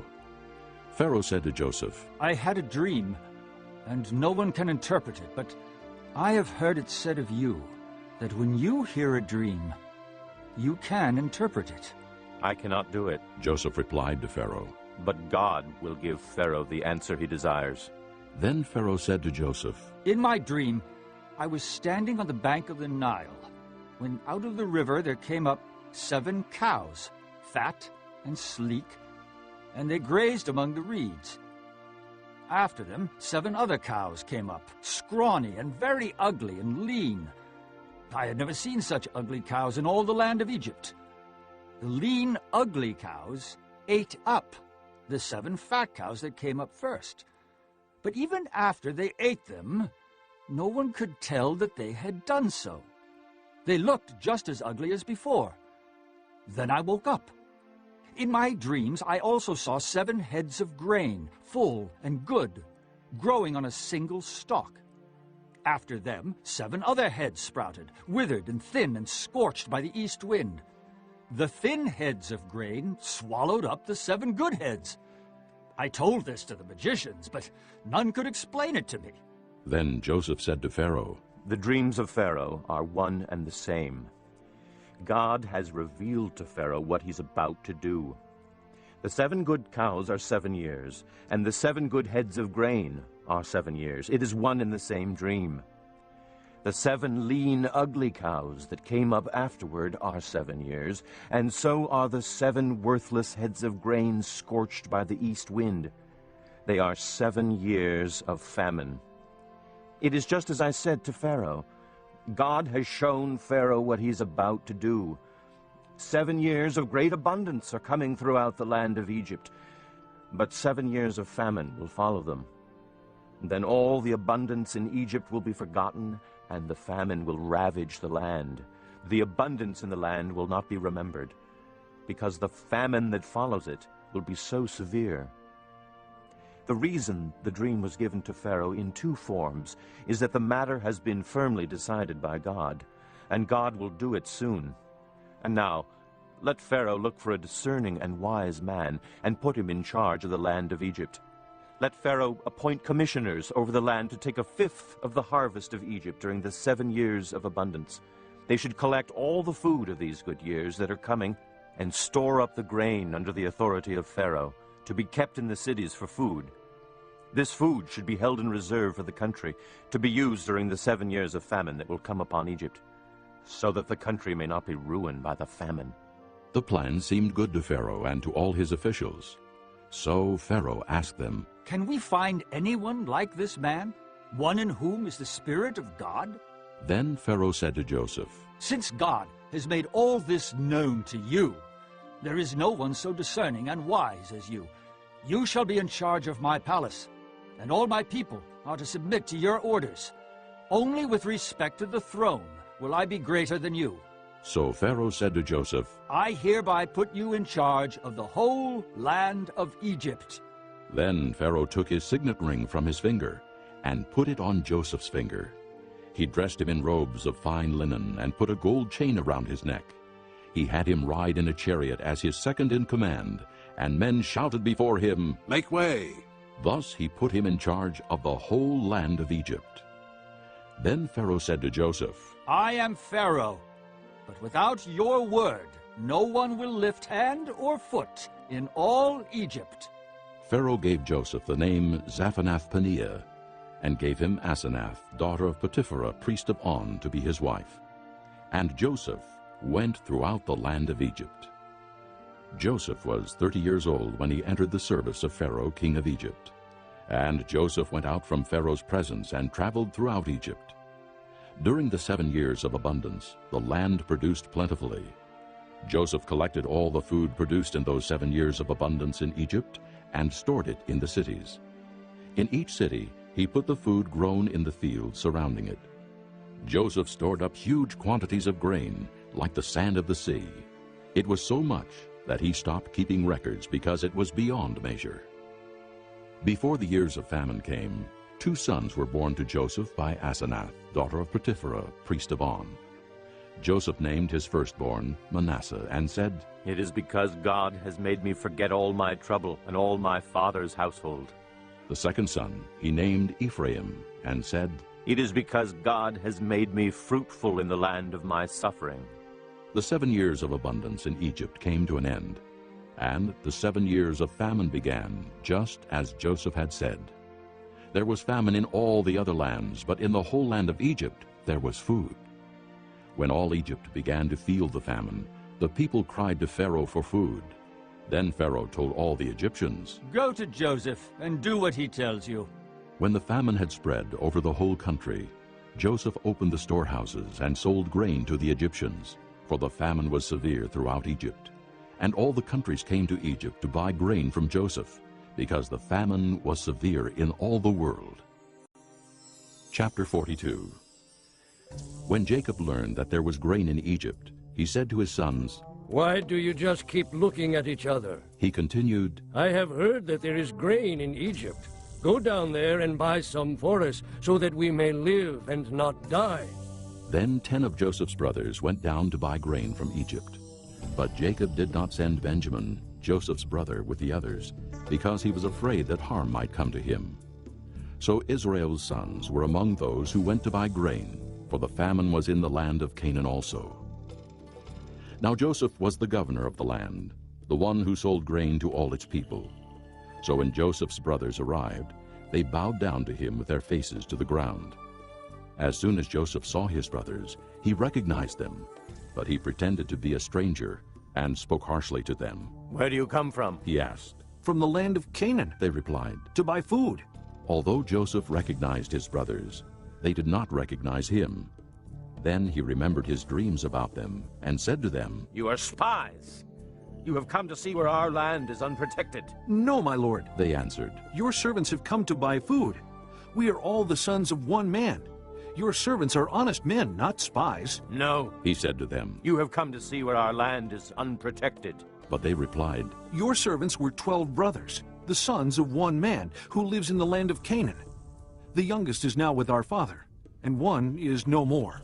Joseph said to them, It is just as I told you. You are spies, and this is how you will be tested.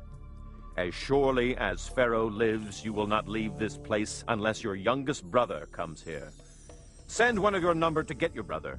The rest of you will be kept in prison, so that your words may be tested to see if you are telling the truth.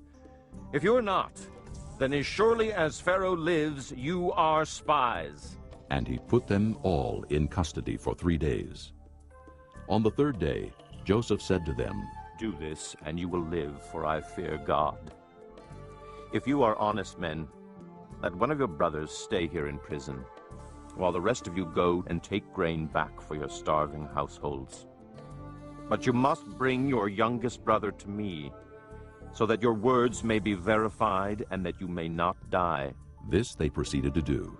They said to one another, Surely we are being punished because of our brother. We saw how distressed he was when he pleaded with us for his life, but we would not listen. That's why this distress has come upon us. Reuben replied, Didn't I tell you not to sin against the boy?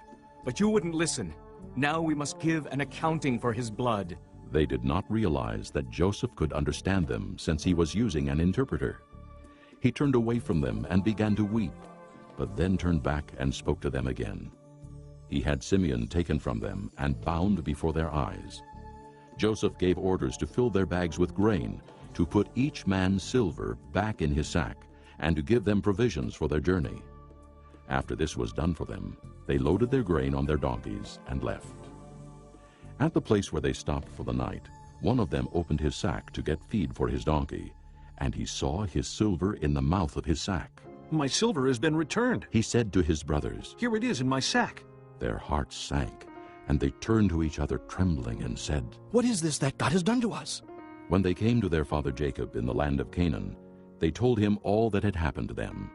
They said, The man who is lord over the land spoke harshly to us and treated us as though we were spying on the land. But we said to him, We are honest men. We are not spies. We were 12 brothers, sons of one father. One is no more, and the youngest is now with our father in Canaan. Then the man who is lord over the land said to us, This is how I will know whether you are honest men. Leave one of your brothers here with me, and take food for your starving households and go. But bring your youngest brother to me, so I will know that you are not spies, but honest men. Then I will give your brother back to you, and you can trade in the land. As they were emptying their sacks, there in each man's sack was his pouch of silver. When they and their father saw the money pouches, they were frightened. Their father Jacob said to them, You have deprived me of my children. Joseph is no more, and Simeon is no more, and now you want to take Benjamin. Everything is against me. Then Reuben said to his father, You may put both of my sons to death if I do not bring him back to you. Entrust him to my care, and I will bring him back. But Jacob said, My son will not go down there with you. His brother is dead, and he is the only one left. If harm comes to him on the journey you are taking, you will bring my gray head down to the grave in sorrow. Chapter 43. Now the famine was still severe in the land. So when they had eaten all the grain they had brought from Egypt, their father said to them, Go back and buy us a little more food. But Judah said to him, The man warned us solemnly, You will not see my face again unless your brother is with you. If you will send our brother along with us, we will go down and buy food for you. But if you will not send him, we will not go down, because the man said to us, You will not see my face again unless your brother is with you. Israel asked, Why did you bring this trouble on me by telling the man you had another brother? They replied, The man questioned us closely about ourselves and our family. Is your father still living? He asked us. Do you have another brother? We simply answered his questions. How were we to know he would say, Bring your brother down here? Then Judah said to Israel his father, Send the boy along with me, and we will go at once, so that we and you and our children may live and not die. I myself will guarantee his safety. You can hold me personally responsible for him. If I do not bring him back to you and set him here before you, I will bear the blame before you all my life. As it is, if we had not delayed, we could have gone and returned twice." Then their father Israel said to them, "If it must be, then do this. Put some of the best products of the land in your bags and take them down to the man as a gift. A little balm and a little honey, some spices and myrrh, some pistachio nuts and almonds. Take double the amount of silver with you, for you must return the silver that was put back into the mouths of your sacks. Perhaps it was a mistake. Take your brother also, and go back to the man at once. And may God Almighty grant you mercy before the man, so that he will let your brother and Benjamin come back with you. As for me, if I am bereaved, I am bereaved." So the men took the gifts and doubled the amount of silver, and Benjamin also. They hurried down to Egypt and presented themselves to Joseph. When Joseph saw Benjamin with them, he said to the steward of his house, "Take these men to my house, slaughter an animal and prepare dinner. They're to eat with me at noon." The man did as Joseph told him, and took the men to Joseph's house. Now the men were frightened when they were taken to his house. They thought, "We were brought here because of the silver that was put back into our sacks the first time. He wants to attack us and overpower us and seize us as slaves and take our donkeys." So they went up to Joseph's steward and spoke to him at the entrance to the house. "Please, sir," they said, "we came down here the first time to buy food. But at the place where we stopped for the night, we opened our sacks, and each of us found his silver, the exact weight, in the mouth of his sack. So we have brought it back with us. We have also brought additional silver with us to buy food. We don't know who put our silver in our sacks." "It's all right," he said. "Don't be afraid. Your God, the God of your father, has given you treasure in your sacks. I received your silver." Then he brought Simeon out to them. The steward took the men into Joseph's house, gave them water to wash their feet, and provided fodder for their donkeys. They prepared their gifts for Joseph's arrival at noon, because they had heard that they were to eat there. When Joseph came home, they presented to him the gifts they had brought into the house, and they bowed down before him to the ground. He asked them how they were, and then he said, "How is your aged father you told me about? Is he still living?" They replied, "Your servant our father is still alive and well." And they bowed low to pay him honor. As he looked about and saw his brother Benjamin, his own mother's son, he asked, "Is this your youngest brother, the one you told me about?" And he said, "God be gracious to you, my son." Deeply moved at the sight of his brother, Joseph hurried out and looked for a place to weep. He went into his private room and wept there. After he had washed his face, he came out and, controlling himself, said, "Serve the food." They served him by himself, the brothers by themselves, and the Egyptians who ate with him by themselves, because Egyptians could not eat with Hebrews, for that is detestable to Egyptians. The men had been seated before him in the order of their ages, from the firstborn to the youngest, and they looked at each other in astonishment. When portions were served to them from Joseph's table, Benjamin's portion was 5 times as much as anyone else's, so they feasted and drank freely with him. Chapter 44. Now Joseph gave these instructions to the steward of his house. "Fill the men's sacks with as much food as they can carry, and put each man's silver in the mouth of his sack. Then put my cup, the silver one, in the mouth of the youngest one's sack, along with the silver for his grain." And he did as Joseph said. As morning dawned, the men were sent on their way with their donkeys. They had not gone far from the city, when Joseph said to his steward, "Go after those men at once. And when you catch up with them, say to them, 'Why have you repaid good with evil? Isn't this the cup my master drinks from and also uses for divination? This is a wicked thing you have done.'" When he caught up with them, he repeated these words to them. But they said to him, "Why does my lord say such things? Far be it from your servants to do anything like that. We even brought back to you from the land of Canaan the silver we found inside the mouths of our sacks. So why would we steal silver or gold from your master's house? If any of your servants is found to have it, he will die, and the rest of us will become my lord's slaves." "Very well then," he said. "Let it be as you say. Whoever is found to have it will become my slave. The rest of you will be free from blame." Each of them quickly lowered his sack to the ground and opened it. Then the steward proceeded to search, beginning with the oldest and ending with the youngest. And the cup was found in Benjamin's sack. At this they tore their clothes. Then they all loaded their donkeys and returned to the city.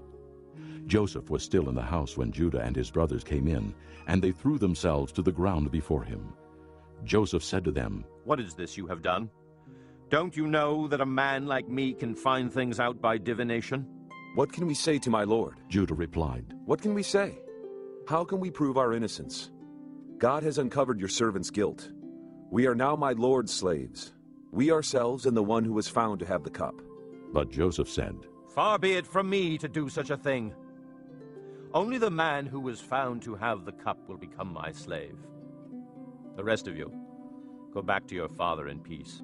Then Judah went up to him and said, "Please, my lord, let your servant speak a word to my lord. Do not be angry with your servant, though you are equal to Pharaoh himself." My lord asked his servants, "Do you have a father or a brother?" And we answered, "We have an aged father, and there is a young son born to him in his old age. His brother is dead, and he is the only one of his mother's sons left, and his father loves him." Then you said to your servants, "Bring him down to me so I can see him for myself." And we said to my lord, "The boy cannot leave his father. If he leaves him, his father will die." But you told your servants, "Unless your youngest brother comes down with you, you will not see my face again." When we went back to your servant my father, we told him what my lord had said. Then our father said, "Go back and buy a little more food." But we said, "We cannot go down. Only if our youngest brother is with us will we go. We cannot see the man's face unless our youngest brother is with us." Your servant my father said to us, "You know that my wife bore me 2 sons. One of them went away from me, and I said, 'He has surely been torn to pieces,' and I have not seen him since. If you take this one from me too, and harm comes to him, you will bring my gray head down to the grave in misery. So now if the boy is not with us when I go back to your servant my father, and if my father, whose life is closely bound up with the boy's life, sees that the boy isn't there, he will die. Your servants will bring the gray head of our father down to the grave in sorrow." Your servant guaranteed the boy's safety to my father.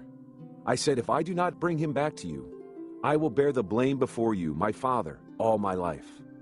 Now then, please let your servant remain here as my lord's slave in place of the boy, and let the boy return with his brothers. How can I go back to my father if the boy is not with me? No, do not let me see the misery that would come upon my father." Chapter 45. Chapter 45. Then Joseph could no longer control himself before all his attendants, and he cried out, "Have everyone leave my presence!" So there was no one with Joseph when he made himself known to his brothers. And he wept so loudly that the Egyptians heard him, and Pharaoh's household heard about it. Joseph said to his brothers, "I am Joseph. Is my father still living?" But his brothers were not able to answer him, because they were terrified at his presence. Then Joseph said to his brothers, "Come close to me." When they had done so, he said, "I am your brother Joseph, the one you sold into Egypt. And now, do not be distressed, and do not be angry with yourselves for selling me here, because it was to save lives that God sent me ahead of you. For 2 years now there has been famine in the land, and for the next 5 years there will not be plowing and reaping. But God sent me ahead of you to preserve for you a remnant on earth and to save your lives by a great deliverance. So then, it was not you who sent me here, but God. He made me father to Pharaoh, lord of his entire household and ruler of all Egypt. Now, hurry back to my father and say to him, 'This is what your son Joseph says. God has made me lord of all Egypt. Come down to me, don't delay. You shall live in the region of Goshen and be near me, you, your children and grandchildren, your flocks and herds, and all you have. I will provide for you there, because 5 years of famine are still to come. Otherwise you and your household and all who belong to you will become destitute. You can see for yourselves, and so can my brother Benjamin, that it is really I who am speaking to you. Tell my father about all the honor accorded me in Egypt, and about everything you have seen, and bring my father down here quickly.' Then he threw his arms around his brother Benjamin and wept. And Benjamin embraced him weeping, and he kissed all his brothers and wept over them. Afterward his brothers talked with him. When the news reached Pharaoh's palace that Joseph's brothers had come, Pharaoh and all his officials were pleased. Pharaoh said to Joseph, "Tell your brothers, do this. Load your animals and return to the land of Canaan, and bring your father and your families back to me.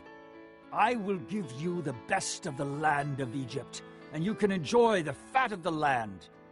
You are also directed to tell them, do this. Take some carts from Egypt for your children and your wives, and get your father and come. Never mind about your belongings, because the best of all Egypt will be yours." So the sons of Israel did this. Joseph gave them carts, as Pharaoh had commanded, and he also gave them provisions for their journey. To each of them he gave new clothing, but to Benjamin he gave 300 shekels of silver and 5 sets of clothes. And this is what he sent to his father: 10 donkeys loaded with the best things of Egypt, and 10 female donkeys loaded with grain and bread and other provisions for his journey. Then he sent his brothers away, and as they were leaving, he said to them, "Don't quarrel on the way." So they went up out of Egypt and came to their father Jacob in the land of Canaan. They told him, "Joseph is alive. In fact, he is ruler of all Egypt." Jacob was stunned. He did not believe them. But when they told him everything Joseph had said to them, and when he saw the carts Joseph had sent to carry him back, the spirit of their father Jacob revived. And Israel said, "I am convinced. My son Joseph is still alive. I will go and see him before I die." Chapter 46. So Israel set out with all that was his, and when he reached Beersheba, he offered sacrifices to the God of his father Isaac. And God spoke to Israel in a vision at night and said, "Jacob, Jacob." "Here I am," he replied. "I am God, the God of your father," he said. "Do not be afraid to go down to Egypt, for I will make you into a great nation there. I will go down to Egypt with you, and I will surely bring you back again, and Joseph's own hand will close your eyes." Then Jacob left Beersheba, and Israel's sons took their father Jacob and their children and their wives in the carts that Pharaoh had sent to transport him. They also took with them their livestock and the possessions they had acquired in Canaan. And Jacob and all his offspring went to Egypt. He took with him to Egypt his sons and grandsons and his daughters and granddaughters, all his offspring. These are the names of the sons of Israel, Jacob and his descendants, who went to Egypt. Reuben, the firstborn of Jacob. The sons of Reuben, Hanok, Payul, Hezron, and Carmi. The sons of Simeon, Jemuel, Jamin, Ohad, Jachin, Zohar, and Shaul, the son of a Canaanite woman. The sons of Levi, Gershon, Kohath, and Merari. The sons of Judah, Onan, Shelah, Perez, and Zerah. But and Onan had died in the land of Canaan. The sons of Perez, Hezron, and Hamul. The sons of Issachar, Tola, Pua, Jashub, and Shimron. The sons of Zebulun, Sirid, Elon, and Jaleel. These were the sons Leah bore to Jacob in Paddan Aram, besides his daughter Dinah. These sons and daughters of his were 33 in all. The sons of Gad, Zephon, Haggi, Shunai, Esbon, Eri, Eradai, and Areli. The sons of Asher, Imnah, Ishva, Ishvi, and Beriah. Their sister was Sirah. The sons of Beriah, Heber and Malchiel. These were the children born to Jacob by Zilpah, whom Laban had given to his daughter Leah, 16 in all. The sons of Jacob's wife Rachel, Joseph and Benjamin. In Egypt, Manasseh and Ephraim were born to Joseph by Asenath, daughter of Potipharah, priest of On. The sons of Benjamin, Bela, Becher, Ashbel, Jerah, Naaman, Ehi, Rosh, Muppim, Huppim, and Ard. These were the sons of Rachel, who were born to Jacob, 14 in all. The son of Dan, Hushim. The sons of Naphtali, Jaziel, Guni, Jezer, and Shillem. These were the sons born to Jacob by Bilhah, whom Laban had given to his daughter Rachel, 7 in all. All those who went to Egypt with Jacob, those who were his direct descendants, not counting his sons' wives, numbered 66 persons. With the 2 sons who had been born to Joseph in Egypt, the members of Jacob's family which went to Egypt were 70 in all. Now Jacob sent Judah ahead of him to Joseph to get directions to Goshen. When they arrived in the region of Goshen, Joseph had his chariot made ready and went to Goshen to meet his father Israel. As soon as Joseph appeared before him, he threw his arms around his father and wept for a long time. Israel said to Joseph, "Now I am ready to die, since I have seen for myself that you are still alive." Then Joseph said to his brothers and to his father's household, I will go up and speak to Pharaoh and will say to him, My brothers and my father's household who are living in the land of Canaan have come to me. The men are shepherds, they tend livestock, and they have brought along their flocks and herds and everything they own. When Pharaoh calls you in and asks, What is your occupation? You should answer, Your servants have tended livestock from our boyhood on, just as our fathers did. Then you will be allowed to settle in the region of Goshen, for all shepherds are detestable to the Egyptians. Chapter 47. Joseph went and told Pharaoh, My father and brothers, with their flocks and herds and everything they own, have come from the land of Canaan and are now in Goshen. He chose 5 of his brothers and presented them before Pharaoh. Pharaoh asked the brothers, What is your occupation? Your servants are shepherds. They replied to Pharaoh, Just as our fathers were. They also said to him, We have come to live here a while, because the famine is severe in Canaan, and your servants' flocks have no pasture. So now, please let your servants settle in Goshen. Pharaoh said to Joseph, Your father and your brothers have come to you, and the land of Egypt is before you. Settle your father and your brothers in the best part of the land. Let them live in Goshen. And if you know of any among them with special ability, put them in charge of my own livestock. Then Joseph brought his father Jacob in and presented him before Pharaoh. After Jacob blessed Pharaoh, Pharaoh asked him, How old are you? And Jacob said to Pharaoh, The years of my pilgrimage are 130. My years have been few and difficult, and they do not equal the years of the pilgrimage of my fathers. Then Jacob blessed Pharaoh and went out from his presence. So Joseph settled his father and his brothers in Egypt, and gave them property in the best part of the land, the district of Ramesses, as Pharaoh directed. Joseph also provided his father and his brothers and all his father's household with food, according to the number of their children. There was no food, however, in the whole region, because the famine was severe. Both Egypt and Canaan wasted away because of the famine. Joseph collected all the money that was to be found in Egypt and Canaan in payment for the grain they were buying, and he brought it to Pharaoh's palace. When the money of the people of Egypt and Canaan was gone, all Egypt came to Joseph and said, Give us food. Why should we die before your eyes? Our money is used up. Then bring your livestock, said Joseph. I will sell you food in exchange for your livestock, since your money is gone. So they brought their livestock to Joseph, and he gave them food in exchange for their horses, their sheep and goats, their cattle and donkeys. And he brought them through that year with food in exchange for all their livestock. When that year was over, they came to him the following year and said, We cannot hide from our Lord the fact that since our money is gone and our livestock belongs to you, there is nothing left for our Lord except our bodies and our land. Why should we perish before your eyes, we and our land as well?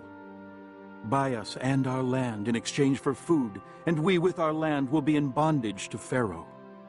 Give us seed so that we may live and not die, and that the land may not become desolate. So Joseph bought all the land in Egypt for Pharaoh. The Egyptians, one and all, sold their fields because the famine was too severe for them. The land became Pharaoh's, and Joseph reduced the people to servitude, from one end of Egypt to the other. However, he did not buy the land of the priests, because they received a regular allotment from Pharaoh and had food enough from the allotment Pharaoh gave them. That is why they did not sell their land. Joseph said to the people, Now that I have bought you and your land today for Pharaoh, here is seed for you so you can plant the ground. But when the crop comes in, give 1/5 of it to Pharaoh. The other 4/5 you may keep as seed for the fields and as food for yourselves and your households and your children. You have saved our lives, they said. May we find favor in the eyes of our Lord. We will be in bondage to Pharaoh. So Joseph established it as a law concerning land in Egypt, still in force today, that a fifth of the produce belongs to Pharaoh. It was only the land of the priests that did not become Pharaoh's. Now the Israelites settled in Egypt, in the region of Goshen. They acquired property there, and were fruitful and increased greatly in number. Jacob lived in Egypt 17 years, and the years of his life were 147. When the time drew near for Israel to die, he called for his son Joseph, and said to him, If I have found favor in your eyes, put your hand under my thigh, and promise that you will show me kindness and faithfulness. Do not bury me in Egypt, but when I rest with my fathers, carry me out of Egypt, and bury me where they are buried. I will do as you say, he said. Swear to me, he said. Then Joseph swore to him, and Israel worshipped as he leaned on the top of his staff. Chapter 48. Sometime later, Joseph was told, Your father is ill. So he took his two sons, Manasseh and Ephraim, along with him. When Jacob was told, Your son Joseph has come to you, Israel rallied his strength and sat up on the bed. Jacob said to Joseph, God Almighty appeared to me at Luz in the land of Canaan. And there he blessed me and said to me, I am going to make you fruitful and will increase your numbers. I will make you a community of peoples, and I will give this land as an everlasting possession to your descendants after you. Now then, your two sons born to you in Egypt before I came to you here will be reckoned as mine. Ephraim and Manasseh will be mine, just as Reuben and Simeon are mine. Any children born to you after them will be yours. In the territory they inherit they will be reckoned under the names of their brothers. As I was returning from Paddan, to my sorrow Rachel died in the land of Canaan, while we were still on the way, a little distance from Ephrath. So I buried her there beside the road to Ephrath. That is Bethlehem. When Israel saw the sons of Joseph, he asked, Who are these? They are the sons God has given me here. Joseph said to his father. Then Israel said, Bring them to me so I may bless them. Now Israel's eyes were failing because of old age, and he could hardly see. So Joseph brought his sons close to him, and his father kissed them and embraced them. Israel said to Joseph, I never expected to see your face again, and now God has allowed me to see your children too. Then Joseph removed them from Israel's knees and bowed down with his face to the ground. And Joseph took both of them, Ephraim on his right toward Israel's left hand, and Manasseh on his left toward Israel's right hand, and brought them close to him. But Israel reached out his right hand and put it on Ephraim's head, though he was the younger. And crossing his arms, he put his left hand on Manasseh's head, even though Manasseh was the firstborn. Then he blessed Joseph and said, May the God before whom my fathers Abraham and Isaac walked, the God who has been my shepherd all my life to this day, the angel who has delivered me from all harm, may he bless these boys. May they be called by my name, and the names of my fathers Abraham and Isaac, and may they increase greatly upon the earth. When Joseph saw his father placing his right hand on Ephraim's head, he was displeased. So he took hold of his father's hand to move it from Ephraim's head to Manasseh's head. Joseph said to him, No, my father. This one is the firstborn. Put your right hand on his head. But his father refused and said, I know, my son, I know. He too will become a people, and he too will become great. Nevertheless, his younger brother will be greater than he, and his descendants will become a group of nations. He blessed them that day and said, In your name will Israel pronounce this blessing. May God make you like Ephraim and Manasseh. So he put Ephraim ahead of Manasseh. Then Israel said to Joseph, I am about to die, but God will be with you and take you back to the land of your fathers. And to you, as one who is over your brothers, I give the ridge of land I took from the Amorites with my sword and my bow. Chapter 49. Then Jacob called for his sons and said, Gather around so I can tell you what will happen to you in days to come. Assemble and listen, sons of Jacob. Listen to your father Israel. Reuben, you are my firstborn, my might, the first sign of my strength, excelling in honor, excelling in power. Turbulent as the waters, you will no longer excel, for you went up onto your father's bed, onto my couch, and defiled it. Simeon and Levi are brothers. Their swords are weapons of violence. Let me not enter their council. Let me not join their assembly. For they have killed men in their anger, and hamstrung oxen as they please. Cursed be their anger, so fierce, and their fury so cruel. I will scatter them in Jacob, and disperse them in Israel. Judah, your brothers will praise you. Your hand will be on the neck of your enemies. Your father's sons will bow down to you. You are a lion's cub, O Judah. You return from the prey, my son. Like a lion, he crouches and lies down. Like a lioness, who dares to arouse him? The scepter will not depart from Judah, nor the ruler's staff from between his feet, until he comes to whom it belongs, and the obedience of the nations is his. He will tether his donkey to a vine, his colt to the choicest branch. He will wash his garments in wine, his robes in the blood of grapes. His eyes will be darker than wine, his teeth whiter than milk. Zebulun will live by the seashore and become a haven for ships. His border will extend toward Sidon. Issachar is a raw-boned donkey lying down between two saddlebags. When he sees how good is his resting place, and how pleasant is his land, he will bend his shoulder to the burden and submit to forced labor. Dan will provide justice for his people, as one of the tribes of Israel.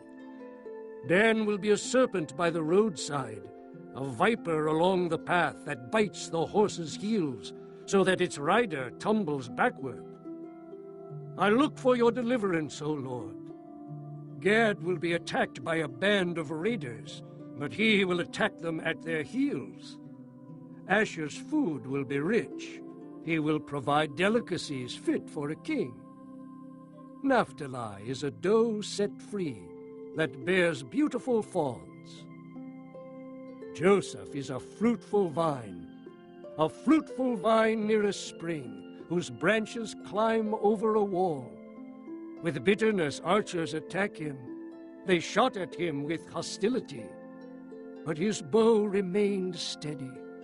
His strong arm stayed limber, because of the hand of the mighty one of Jacob, because of the shepherd, the rock of Israel, because of your father's God who helps you, because of the Almighty who blesses you, with blessings of the heavens above, blessings of the deep that lies below, blessings of the breast and womb. Your father's blessings are greater than the blessings of the ancient mountains, than the bounty of the age-old hills. Let all these rest on the head of Joseph, on the brow of the prince among his brothers. Benjamin is a ravenous wolf. In the morning he devours the prey. In the evening he divides the plunder. All these are the 12 tribes of Israel, and this is what their father said to them when he blessed them, giving each the blessing appropriate to him. Then he gave them these instructions. I am about to be gathered to my people.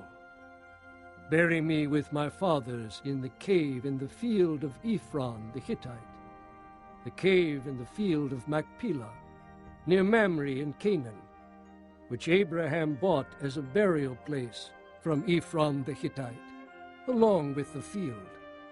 There Abraham and his wife Sarah were buried, There Isaac and his wife Rebekah were buried. And there I buried Leah.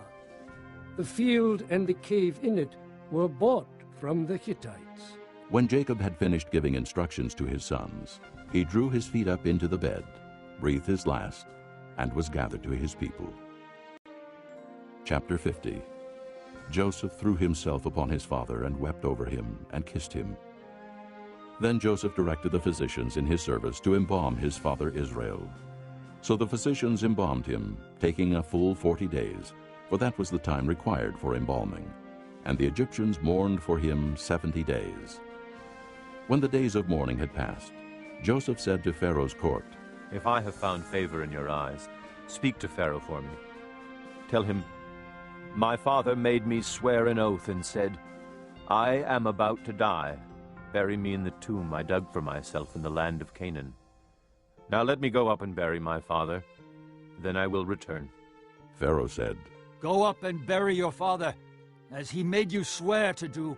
So Joseph went up to bury his father. All Pharaoh's officials accompanied him, the dignitaries of his court and all the dignitaries of Egypt, besides all the members of Joseph's household and his brothers, and those belonging to his father's household.